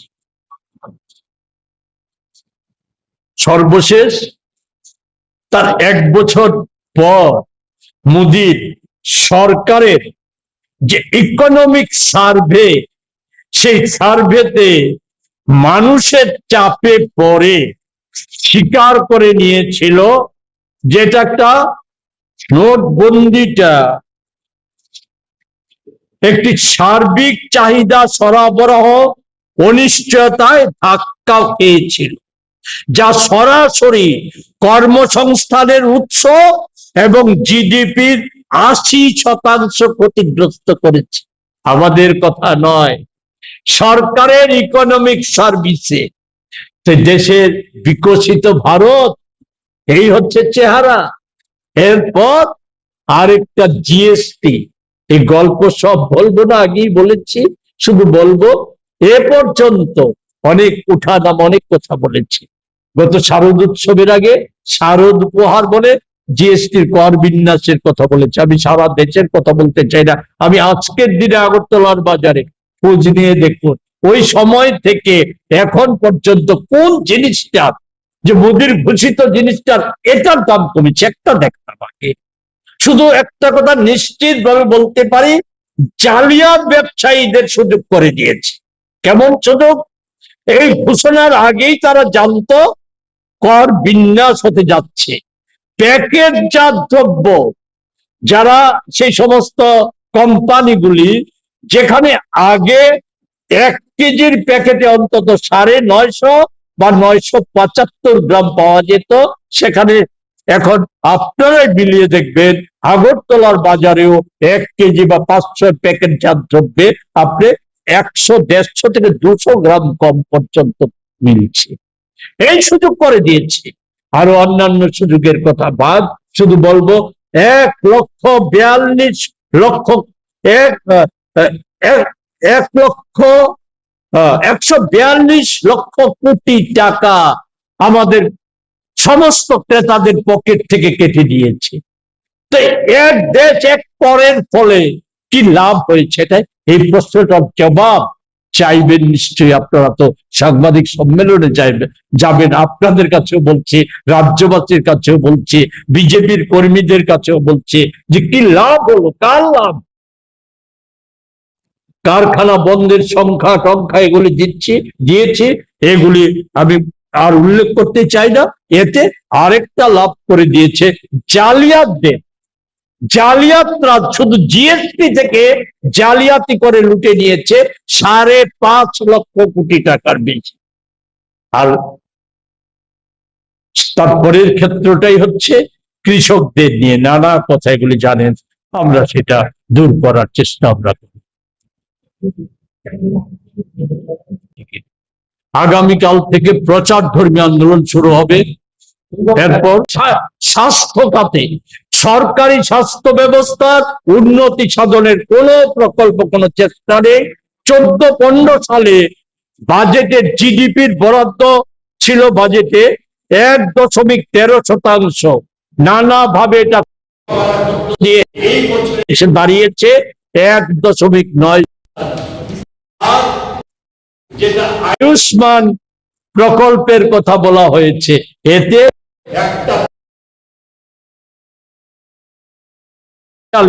আমাদের না, সিএজি নির্ণয় করেছিল 7.5 লক্ষ মানুষের নাম একটা মোবাইল নাম্বারে নথিভুক্ত করা আছে, আর এতে 2.5 লক্ষ ছিল মৃত মানুষের নাম। আসলে প্রকৃত অবস্থাটা কি, এতে কি বোঝা যায়? আরেকটা তথ্য আপনাদেরকে জানিয়ে রাখি, এই যে আয়ুষ্মান ভারত বা কি প্রধানমন্ত্রী যোজনা যাই নামে হোক, এখানে মুখ্যমন্ত্রীর নামেও কার্ড তৈরি হচ্ছে। বেসরকারি কোনো হাসপাতালে এই সমস্ত কার্ড চলে না, ইন্স্যুরেন্স কার্ড চলে না, কোম্পানিগুলি এলাউ করে না। ফলে সেই জায়গায় দাঁড়িয়ে হাসপাতালগুলি এলাউ করে না। সেই জায়গায় দাঁড়িয়ে আমাদের হাল হকিকত আর আমাদের রাজ্যের অবস্থা তো আজ জানাই আছে, এগুলি আর উল্লেখ করতে চাই না। মহিলাদের নানা কথা, চাকরিতে সংরক্ষণ তলা নিতে গেছে। শুধু বুদ্ধির যে গর্বের আধা সামরিক বাহিনীতে হাজার হাজার পদ শূন্য থাকা সত্ত্বেও মাত্র 33% মধ্যে 4.37% মহিলাদের সেখানে পূরণ করা হয়েছে। আর মহিলাদের নিরাপত্তা, এটা আজকে কোন জায়গায় গিয়েছে ভাবা যায় না। এই যে জাতীয় মহিলা সুরক্ষা কমিশন আর ন্যাশনাল ক্রাইম ব্যুরোর যৌথ রিপোর্ট, যা 2025 সালের 28শে অগাস্ট দিল্লিতে প্রকাশিত করেছিল, তাতে ছিল আমাদের দেশের 2/3 মহিলা নিরাপত্তার অভাব, নিরাপত্তাহীনতায় ভুগছে। এই ছিল রিপোর্ট। আরো বিস্তৃত বলতে চাইলে শুধু বলবো 12 বছরে শুধু ধর্ষণ এর সংখ্যা হচ্ছে যা পুলিশের খাতায় লিপিবদ্ধ করা আছে। অনেক ঘটনা নানা কারণে কিছুটা উল্লেখ করেছি, বিভিন্ন সময় তুলে ধরেছি, এগুলি আনতে চাই না, উঠে আসে না, পুলিশের খাতায় আছে না। গড়ে 18টি, এর মধ্যে শুধু ওবিসি এসসি এসটি হচ্ছে 14 জন মহিলা গড়ে, ধর্ষিতা হচ্ছে প্রতিদিন। এই হচ্ছে আমাদের চিত্র। বেকারদের অবস্থা বলে লাভ নেই। কেন্দ্রীয় সরকারের, শুধু সরকারের 10 লক্ষ পদ শূন্য, 3,45,000 হচ্ছে রেলে শূন্য, রাষ্ট্রায়ত্ত সংস্থায়ও প্রায় 3 লক্ষের কাছাকাছি শূন্য। 9 কোটি মহিলা, গ্রামীণ এবং শহরের মহিলা কাজ হারা হয়েছে। আমাদের লাখপতি দিদি আর স্বাবলম্বী নানা তথ্য গল্প প্রচার হলেও রিজার্ভ ব্যাংকের তথ্য হচ্ছে গত বছরের ডিসেম্বর অব্দি 4.5 কোটি মহিলা গোল্ড লোনে আবদ্ধ হয়েছে। আর একটা তথ্য যে এই মহিলাদের ক্ষমতায়ন আর কর্মসংস্থানের বিষয়টা, মহিলাদের সংক্রান্ত বিষয়টা শেষ করব, সেটা হচ্ছে গত যে পার্লামেন্ট অধিবেশন গেল, বিশেষ অধিবেশন না, পার্লামেন্ট অধিবেশনে সংশ্লিষ্ট দপ্তর রিপোর্ট দিয়েছে মাইক্রো ফাইন্যান্স কোম্পানিগুলি 2024-25 বছরে ঋণ আদায় করেছে 3 লক্ষ কোটি টাকার বেশি। এই হচ্ছে একটা চিত্র। বেকারদের আমাদের রাজ্যে এই সংখ্যাটা 7.5 লক্ষ মহিলা বা পুরুষ, তাদের মধ্যে 90% হচ্ছে মহিলা যারা মাইক্রো ফাইন্যান্সের ঋণের জালে আটকা পড়ে আছে। সরকারের পোর্টালে আমাদের রাজ্যে তালিকাভুক্ত বেকারের সংখ্যা হচ্ছে 4,34,937 জন। এতে এসটি 74,978 জন, এসটি 98,293 জন। বয়স উত্তীর্ণ হয়ে গেছে 18,604 জনের। এছাড়া আমি অন্য সেই সমস্ত তথ্য নানা কেন্দ্র এবং রাজ্য সরকারের আছে, এগুলি আপনারা দেখে নেবেন। শুধু বলবো যেটা, যে আমাদের দেশে সমতার কথা বলা আছে সংবিধানে, সমতা আজকে কোথায় গেছে? 1922 সালে আমাদের দেশের মানুষের যে গড় আয়ের সাথে ধনী মানুষের যে ডিফারেন্স, আর আজকের ডিফারেন্সটা হচ্ছে সে সময়ের তুলনায় আমাদের দেশের সাধারণ মানুষ আর 10,000 ধনী মানুষকে চিহ্নিত করেছে, ডিফারেন্স হচ্ছে 2,569 গুণ বেশি। এই হচ্ছে মোদির বিকশিত ভারতের আরেকটা বড় চেহারা। এর মধ্যে যার জন্য নরওয়েতে গিয়ে মোদিজি কাকুতি মিনতি করেছে, যার জন্য আমেরিকার কাছে দেশের স্বার্থ, দেশের নিরাপত্তা, দেশের কৃষকদের জীবন বিপন্ন করে চুক্তি করছে, বর্তমানে আমেরিকার প্রতিনিধি সম্ভবত উপরাষ্ট্রপতি আমাদের দেশের সফরে আছেন চুক্তির চূড়ান্ত রূপ দেওয়ার জন্য। উপহার হিসাবে কিসের বিনিময়ে? বিনিময় হচ্ছে মোদি বান্ধব। সে মোদি বান্ধব আদানি তার উপর থেকে জালিয়াতি, শেয়ার কেলেঙ্কারি, এই সমস্ত মামলা প্রত্যাহারের চুক্তির ফলে। আর নরওয়ে একটা ছোট্ট দেশ, ভারতের প্রধানমন্ত্রী, কোন প্রধানমন্ত্রী গত 43 বছরে ওই দেশ সফর করেনি। মোদি 12 বছরে পৃথিবীর নানা দেশ ঘুরে বেরিয়েছে, নরওয়েতে যায়নি। হঠাৎ করে খরচ সাশ্রয়ের কথা বলে কি এমন প্রয়োজন পড়েছে নরওয়েতে যাওয়ার? সব সংবাদ মাধ্যমে প্রকাশিত হয়ে গেছে নরওয়ে সরকার আদানিকে কালো তালিকাভুক্ত করেছে তার জালিয়াতি আর অবৈধ ব্যবসার কারণে। মোদিজি আকুতি মিনতি করে এসেছে, স্যার আদানিকে ফাঁসাবেন না, ছেড়ে দিন। এই হচ্ছে মোদিজির বিকশিত ভারতের চিত্র। তাদের জন্যই বিকাশ, আর তার দলের সম্পত্তি, তার দলীয় লোকদের অবস্থা, আর্থিক উন্নতি, সে সমস্ত কিছু সংক্ষেপে এখানে বলা আছে। আমাদের দেশের ভুয়ের থেকে উঠে দেখবেন 100 টাকা ছাড়িয়ে গেছে, অথচ আপনার শুধু একটা চিত্র আমি দিয়ে দিচ্ছি, এটা আপনাদের কাছে আমি শুধু শুনিয়ে দিতে চাই যে বহু সমালোচনা করা হয়েছিল। মনমোহন সিংকে সমালোচনা করতে গিয়ে সোনিয়াজিকে সমালোচনা করেছিল, বলেছিল এটা দেউলিয়া সরকার আর পুতুল সরকার। আমি 8 সালের কথা বলেছি, আমি শুধু 12-13 সালের আর 13-14 সালের অর্থবর্ষের কথাই বলছি। 12-13 সালে বিশ্বব্যাপী আর্থিক সংকটের দিনে ভারতকেও গ্রাস করেছিল, রাজস্ব ঘাটতি ছিল 12-13 অর্থবর্ষে 3.6%, আর 13-14 সালে তা কমিয়ে করেছিল 3.2%। এটা নিশ্চয়ই মোদির ভাষায়, বিজেপির ভাষায় উন্নতি নয়। রাজকোষ ঘাটতি ছিল 4.9%, আর 13 সালে এটা হয়েছিল 4.5%। সিএ ঘাটতি 4.8% ছিল, আর এটা কমে হয়েছিল 1.7%। জিডিপি ছিল 5.5%, বৃদ্ধি পেয়ে হয়েছিল 6.4%।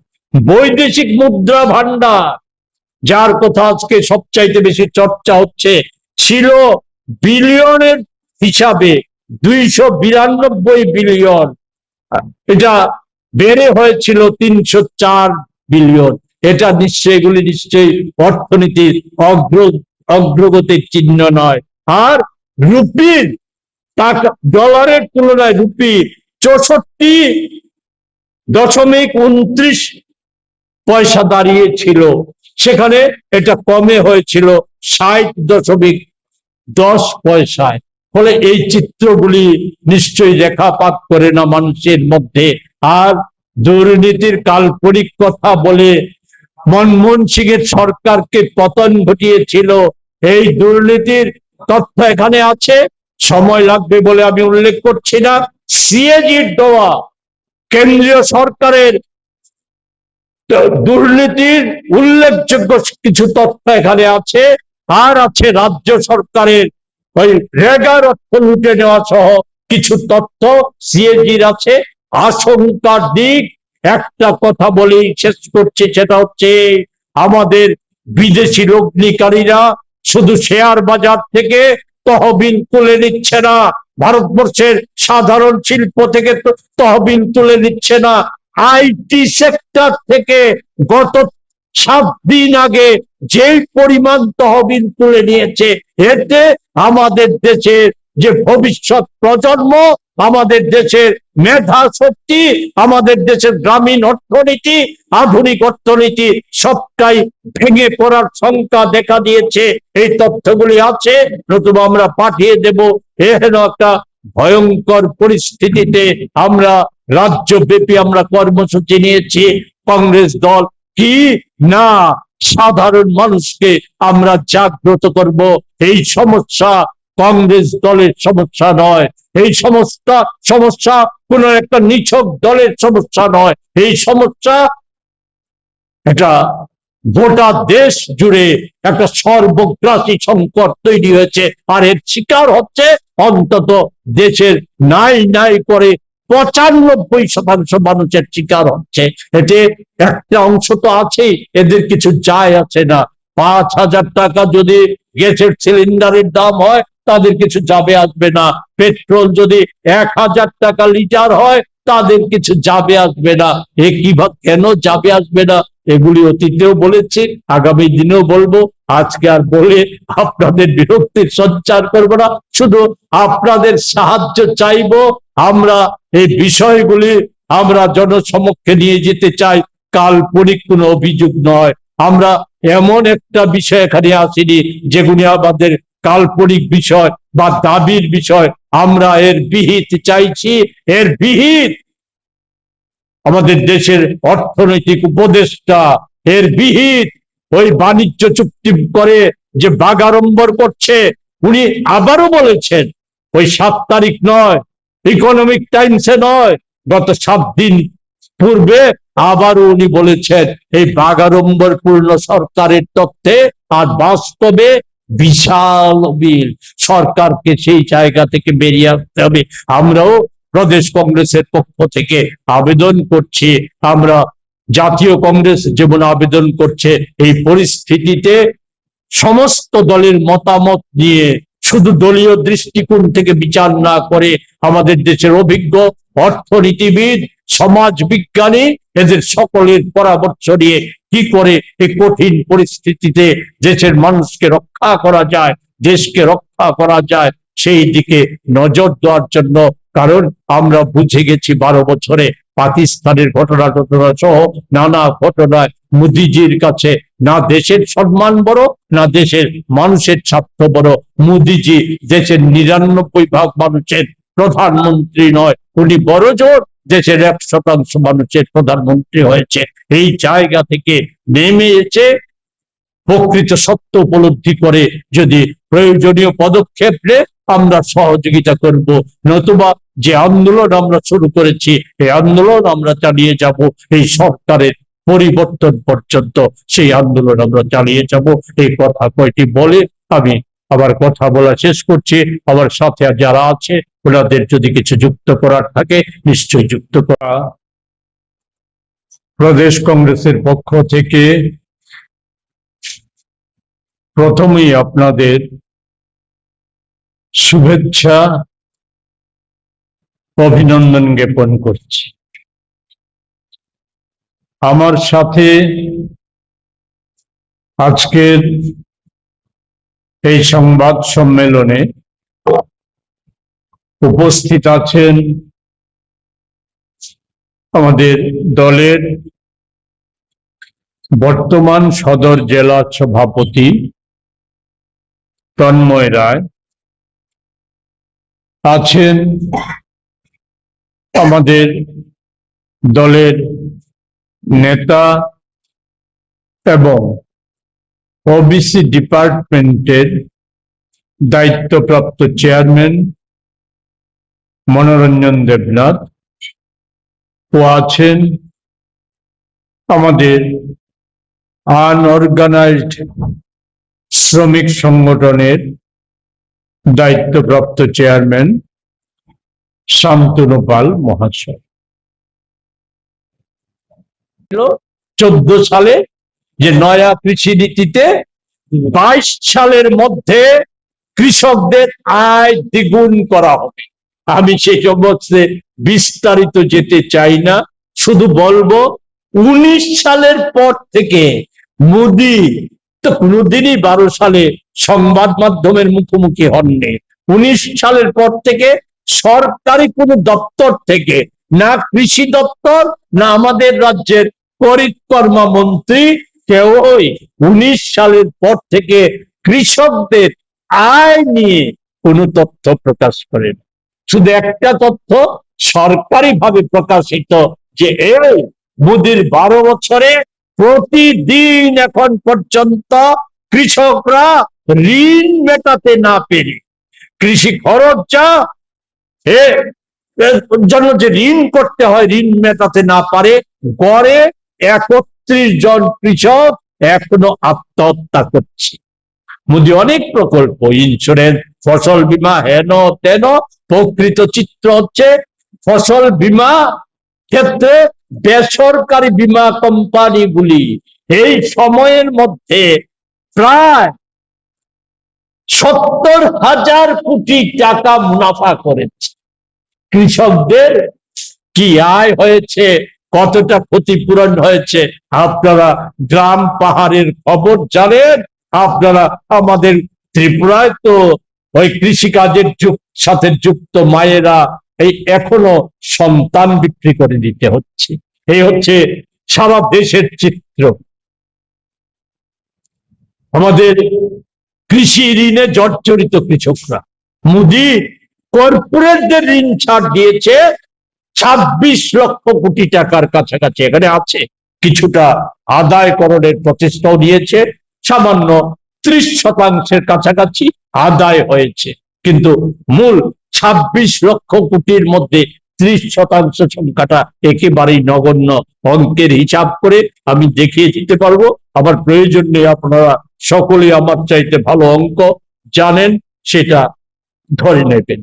আরেকটা গুরুত্বপূর্ণ ছিল ডিজিটাল ক্ষেত্রকে শক্তিশালী করা, আইটি সেল শক্তিশালী, এআই প্রযুক্তি, সমস্ত কথা নানা রকম বিষয় ছিল। আমি শুধু একটা, মোদি ডিজিটাল ক্যাশ লেনদেন, হ্যাঁ এটা একটা আধুনিক জগতে, আধুনিক ব্যবস্থা, এটা একটা গুরুত্বপূর্ণ ক্ষেত্র, এটা শক্তিশালী করতে হবে।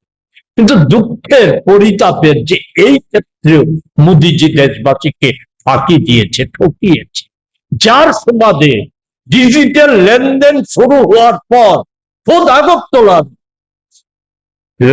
সাধারণ মানুষ বা লেমেন নয়, স্বয়ং ম্যাজিস্ট্রেট, ডাক্তার বাবুদের তাদের অ্যাকাউন্টের টাকা হ্যাক করে তুলে নিয়ে যাচ্ছে ডিজিটাল লেনদেনের ফলে। তো আমি ওই সময় বলেছিলাম, মোদিজি আপনি পেটিএম, গুগল, এই সমস্ত বিদেশি সংস্থাগুলি যারা ডিজিটাল লেনদেনের যারা ধারক এবং বাহক একক সারা দুনিয়া জুড়ে, এদেরকে আমাদের দেশে পপুলার করার জন্য বিজ্ঞাপনে যত টাকা খরচ করেছেন, সেই টাকার একটা ভালো অংশ যদি এর নিরাপত্তার জন্য, যে আমাদের আমানতকারীদের নিরাপত্তার জন্য ব্যবহার করতেন, তাহলে এই সমস্ত জালিয়াতরা সেই সুযোগ পেত না। দুর্ভাগ্যে মোদিজি বা বিজেপি দল তাদের কর্ণে তো এই সমস্ত কথা পৌঁছাবে না, কারণ তাহলে তারা দলের তহবিল স্ফীত হবে কি করে? নিজেরা আগে যারা আপনার এই 14 সালের আগে বা আমাদের 18 সালের আগে আমাদের রাজ্য সন্ধ্যা রাত্রে ঘুমালে পরে ওই বিছানা থেকে আকাশের তারা গুনতে পারতো, চাঁদের আলো দেখা যেত, আজকে তাদের প্রাসাদ হয়েছে, কোটি কোটি টাকা নানা জায়গায় জমানো আছে, এই সমস্ত কিছু হয়েছে। এটা হওয়ার কোনো সুযোগ ছিল না। আমাদের শিক্ষা সকলেই জানেন তার গুরুত্বের কথা। এক্ষেত্রে একটা বিষয় একেবারে ড্রপ করে গেছে, শুধু সংক্ষেপে দুটো মিনিটও না। আমাদের কর্মক্ষেত্রে, গ্রামীণ কর্মক্ষেত্রে একটা বড় আঘাত এমজিএম রেগা, যেটা 100 দিনের কাজের অধিকারকে মৌলিক অধিকার হিসেবে ছিল। আমি গান্ধীজির নামাঙ্কিত গান্ধীজিকে তারা ততটাই ব্যবহার করেছে যতটা তাদের প্রয়োজনে ছিল। আমাদের দেশের মনীষীদের এখন পর্যন্ত যাদেরকে যতটাই ব্যবহার করছে, ততটা তাদের প্রয়োজনে যতটা, তারপরেই তারা ছুঁড়ে ফেলে দিচ্ছে।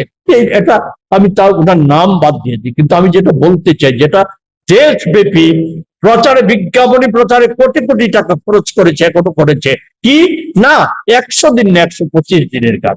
কে বারণ করেছিল? আইনটা তো ছিল ন্যূনতম 100 দিনের কাজের গ্যারান্টি। আমাদের রাজ্যে ধলাইয়ে কোন বছর 150 দিনের কাজ হয়েছে, ভারতবর্ষের অনেক জেলাতেই হয়েছে।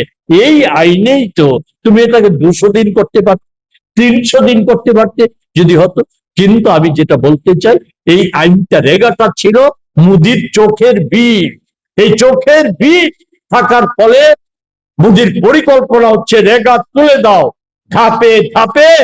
এই যে 125 দিনের কথা বলছে, আর আমি বলছি তো এই অর্থ বছরে যে বাজেট বরাদ্দ হয়েছে, যে টাকায় লোকেশন হয়েছে, সেই টাকায় 50 দিনেরও কাজ হবে না। যে শ্রমিক তালিকাভুক্ত হচ্ছে, প্রতিদিন বাদ দেওয়া হচ্ছে শ্রমিক।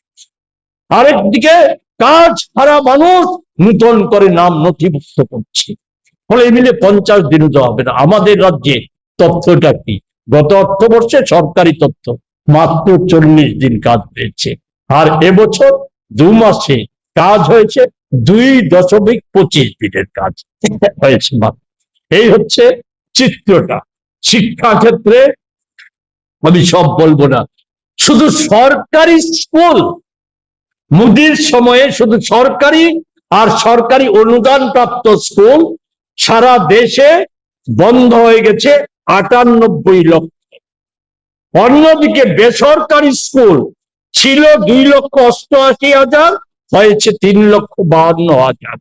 ছাত্র সংখ্যা কি হারে কমেছে, ড্রপ আউট কি হারে কমেছে, এগুলি উল্লেখ করতে চাই না। যেটা উল্লেখযোগ্য যেটা দিক, সেটা হচ্ছে যে 1,40,125টা স্কুলে চলছে মাত্র একজন শিক্ষক দিয়ে সারা দেশে। আমাদের রাজ্যেও এই সংখ্যাটা প্রায় 546টা স্কুলে এই সংখ্যাটা একজন টিচার দিয়ে চলছে। আর শিক্ষক শূন্য, খালি পদ শূন্য পড়ে আছে আমাদের দেশে, আমাদের রাজ্যে 11,740টা। গোটা দেশে তার সংখ্যাটা অনেক বেশি, সেটা আমি এখানে আছে, আপনারা দেখে নেন। সকলেই হয়তো অবগত আছেন যে আগামী সম্ভবত তারিখটা যদি আমার ভুল না হয়ে থাকে,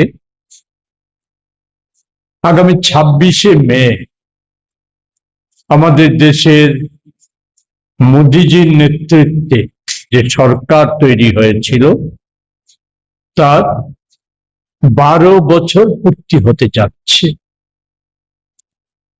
যতটুকু খবর আমরা পেয়েছি,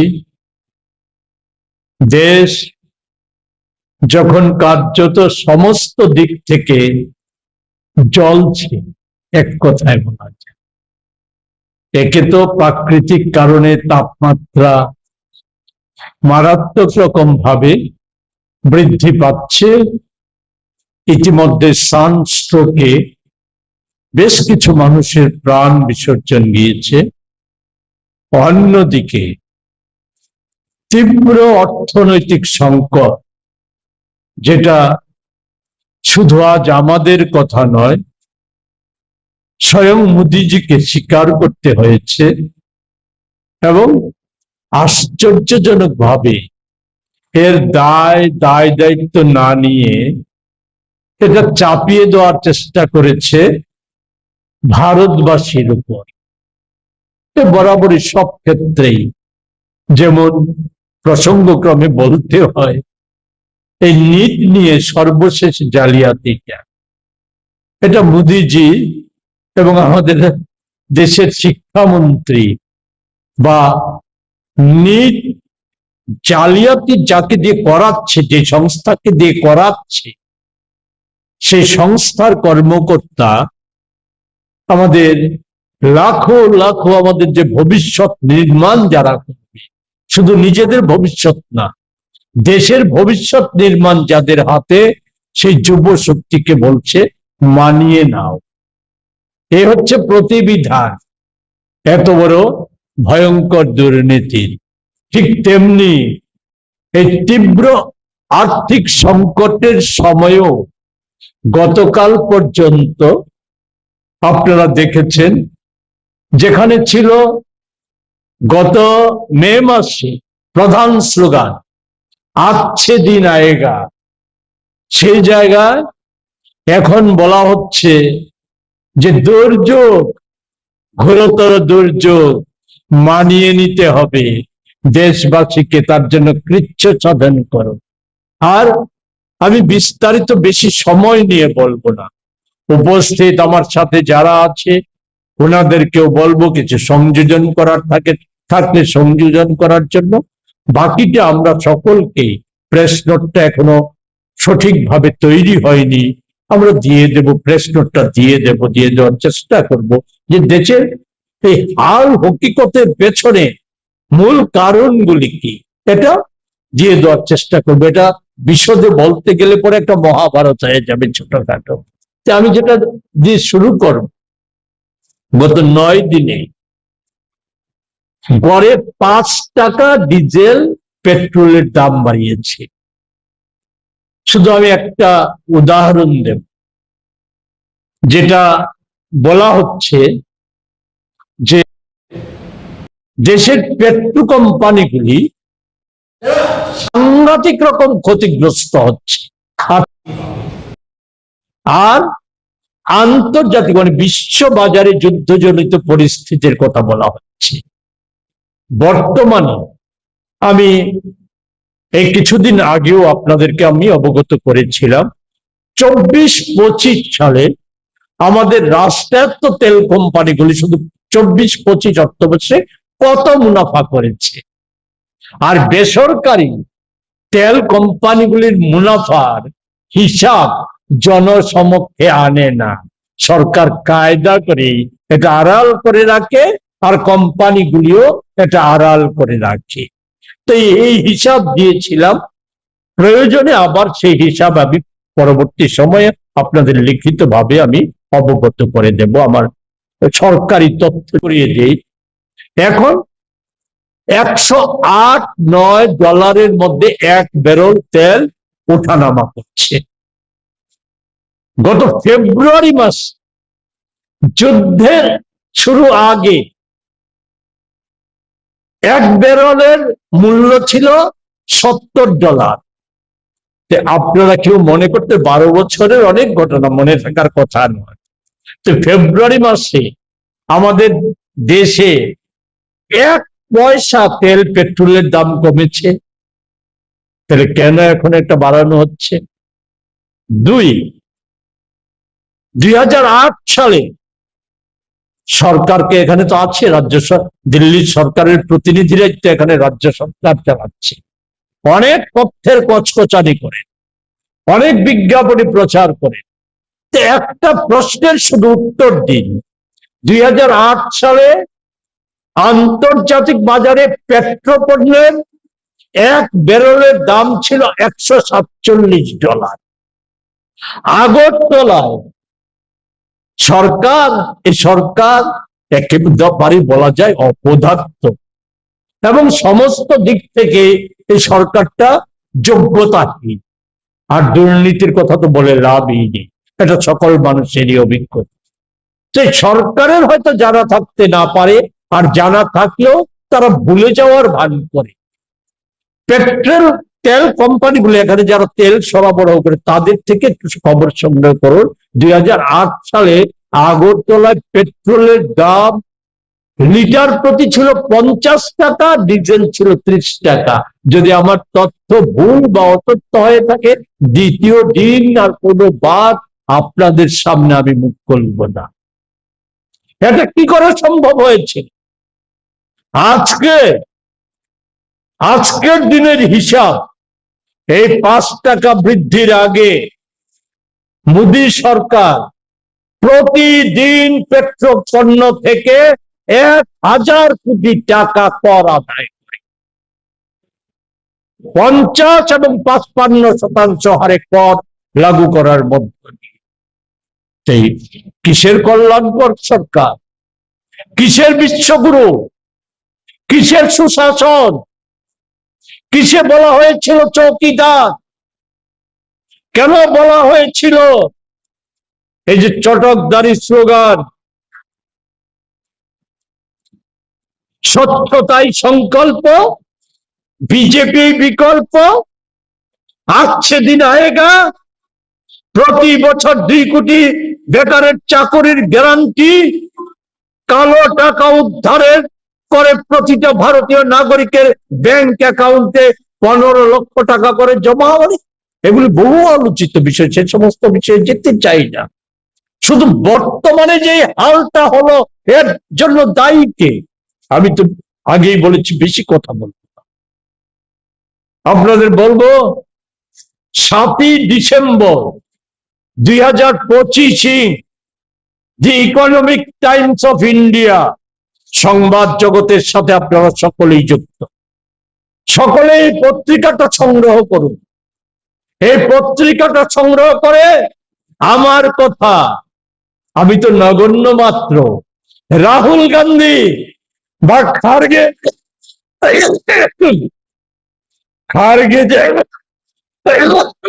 খারগেজি নয়, বা পবন খেরেও নয়, স্বয়ং প্রধানমন্ত্রীর অর্থনৈতিক উপদেষ্টা অনন্ত নাগেশ্বরম যে একটা আর্টিকেল লিখেছিল, আজকের যে হাল, এই হালের কথায় সেই আর্টিকেলে উনি বলেছিলেন যে দেশে যদি এখনো ব্যবস্থা গ্রহণ না করা হয়, তাহলে আমাদের দেশটা অর্থনৈতিকভাবে ভয়ঙ্কর ক্ষতিগ্রস্ত হয়ে যাবে। এই ছিল ওনার আশঙ্কার কথা।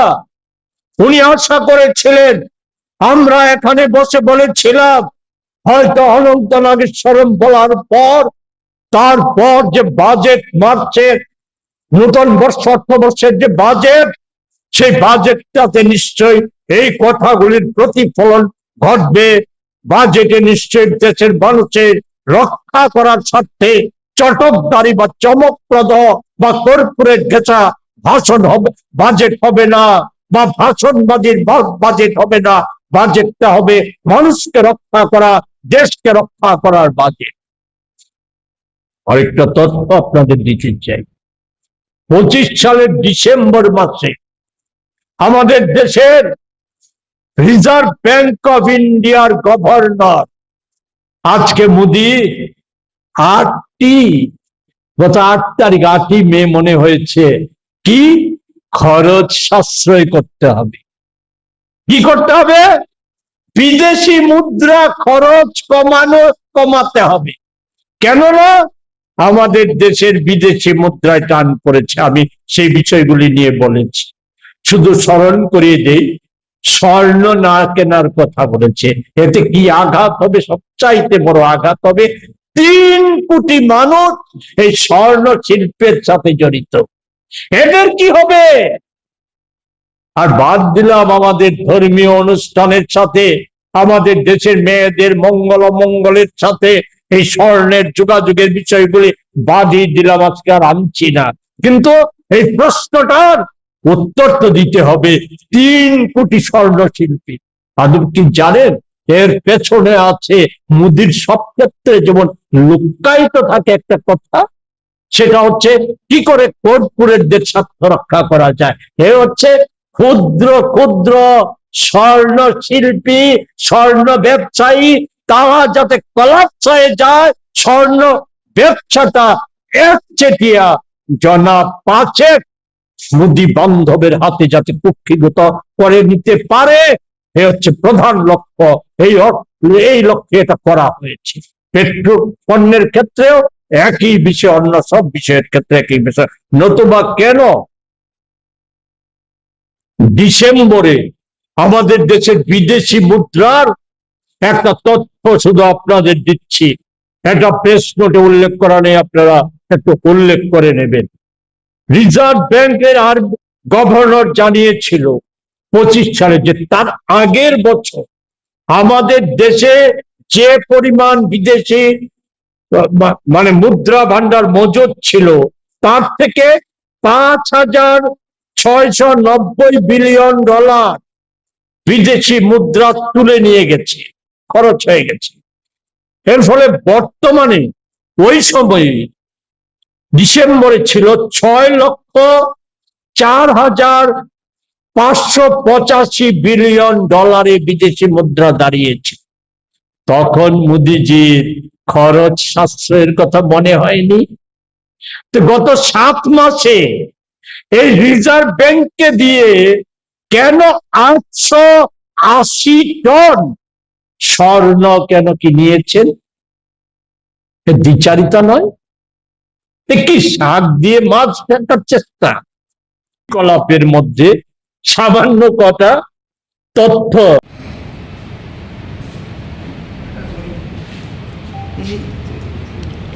আমরা তো বললাম এই বিষয়টা। আমরা এটা এক ধরনের একটা চার্জশিট।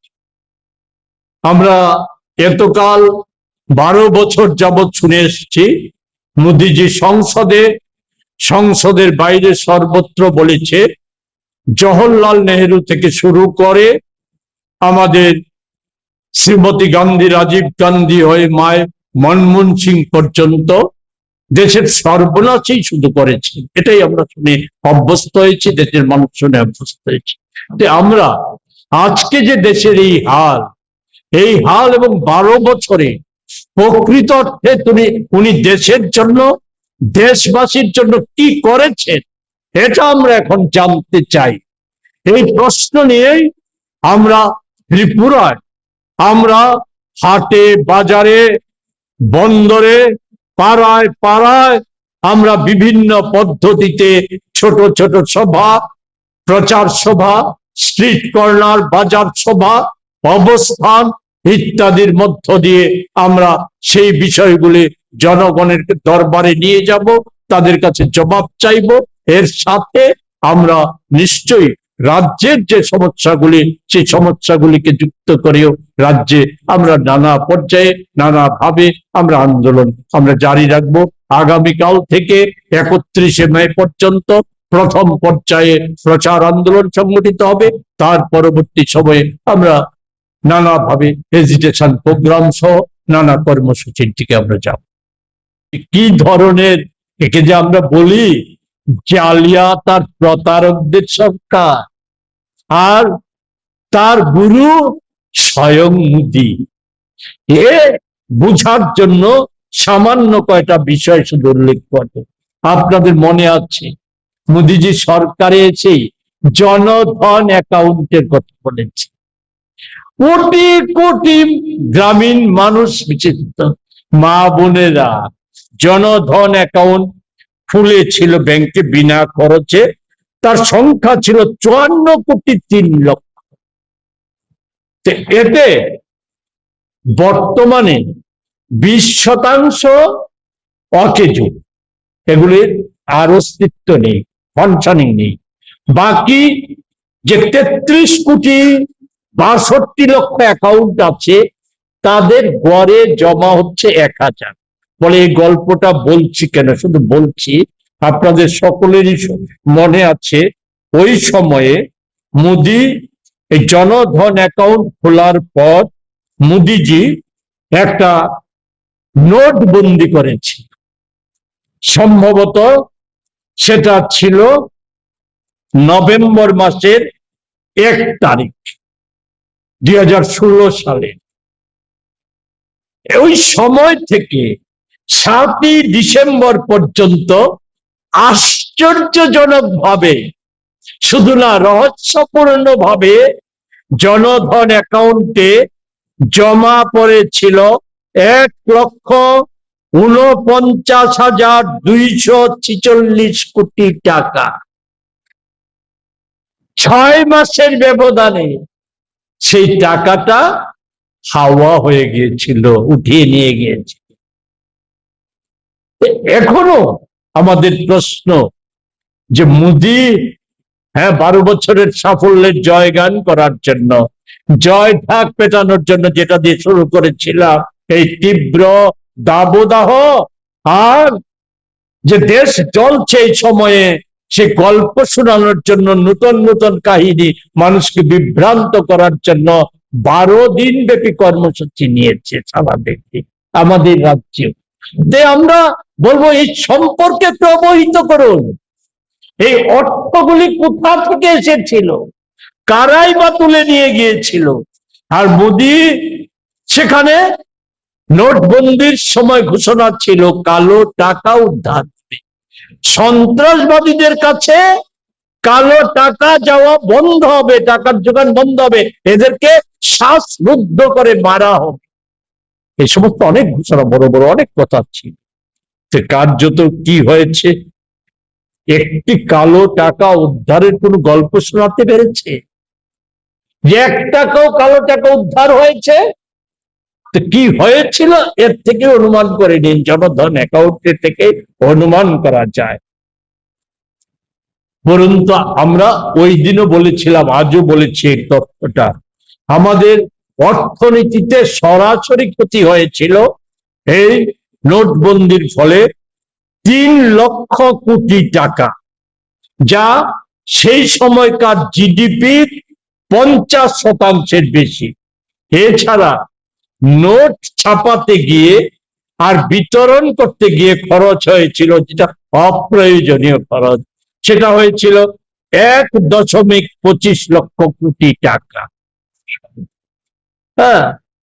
এটা 16-17 সালে ফলে, এর ফলে আমাদের জিডিপি কমে 19 সালে 2% কমে গিয়েছিল জিডিপিটা তখনকার সময়ে।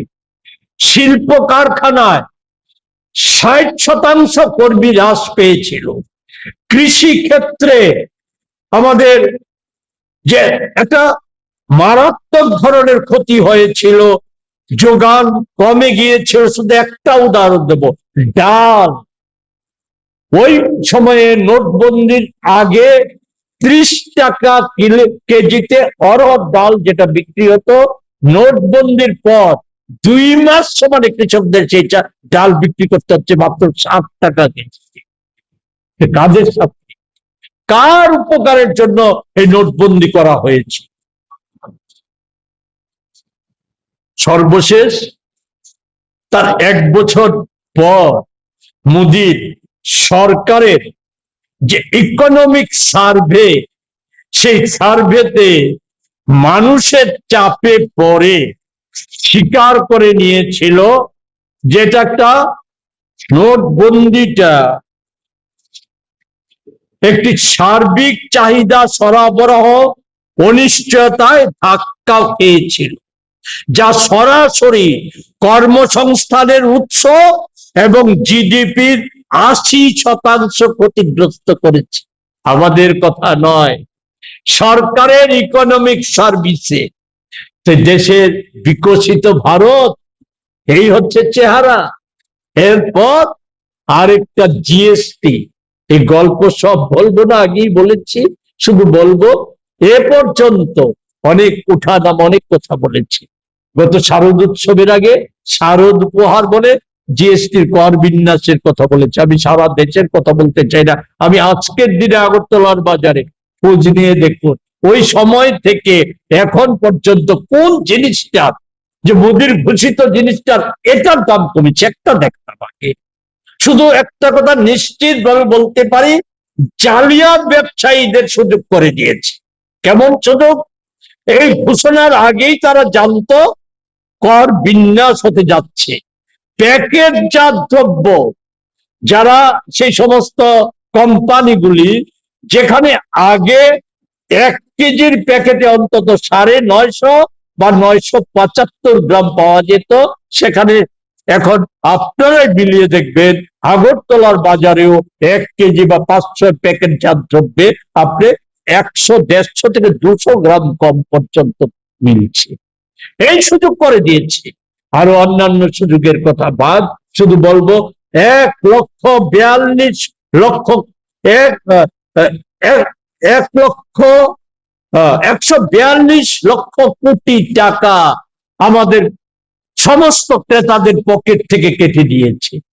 তো এক দেশ এক করের ফলে কি লাভ হয়েছে, তাই এই প্রশ্নটার জবাব চাইবেন নিশ্চয়ই। আপনারা তো সাংবাদিক সম্মেলনে যাবেন, আপনাদের কাছেও বলছি, রাজ্যবাসীর কাছেও বলছি, বিজেপির কর্মীদের কাছেও বলছি, যে কি লাভ হলো, কার লাভ?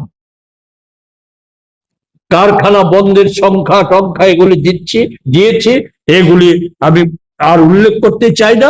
এতে আরেকটা লাভ করে দিয়েছে জালিয়াতদের। জালিয়াতরা শুধু জিএসটি থেকে জালিয়াতি করে লুটে নিয়েছে 5.5 লক্ষ কোটি টাকার বেশি। আর তারপরের ক্ষেত্রটাই হচ্ছে কৃষকদের নিয়ে নানা কথা, এগুলি জানেন, আমরা সেটা দূর করার চেষ্টা আমরা করি। আগামীকাল থেকে প্রচার ধর্মী আন্দোলন শুরু হবে। এরপর স্বাস্থ্য খাতে সরকারি স্বাস্থ্য ব্যবস্থার উন্নতি সাধনের কোন প্রকল্প, কোন চেষ্টা নেই। 14-15 সালে বাজেটের জিডিপির বরাদ্দ ছিল বাজেটে 1.13%, নানাভাবে এটা দিয়ে এসে দাঁড়িয়েছে 1.9। যেটা আয়ুষ্মান প্রকল্পের কথা বলা হয়েছে, এতে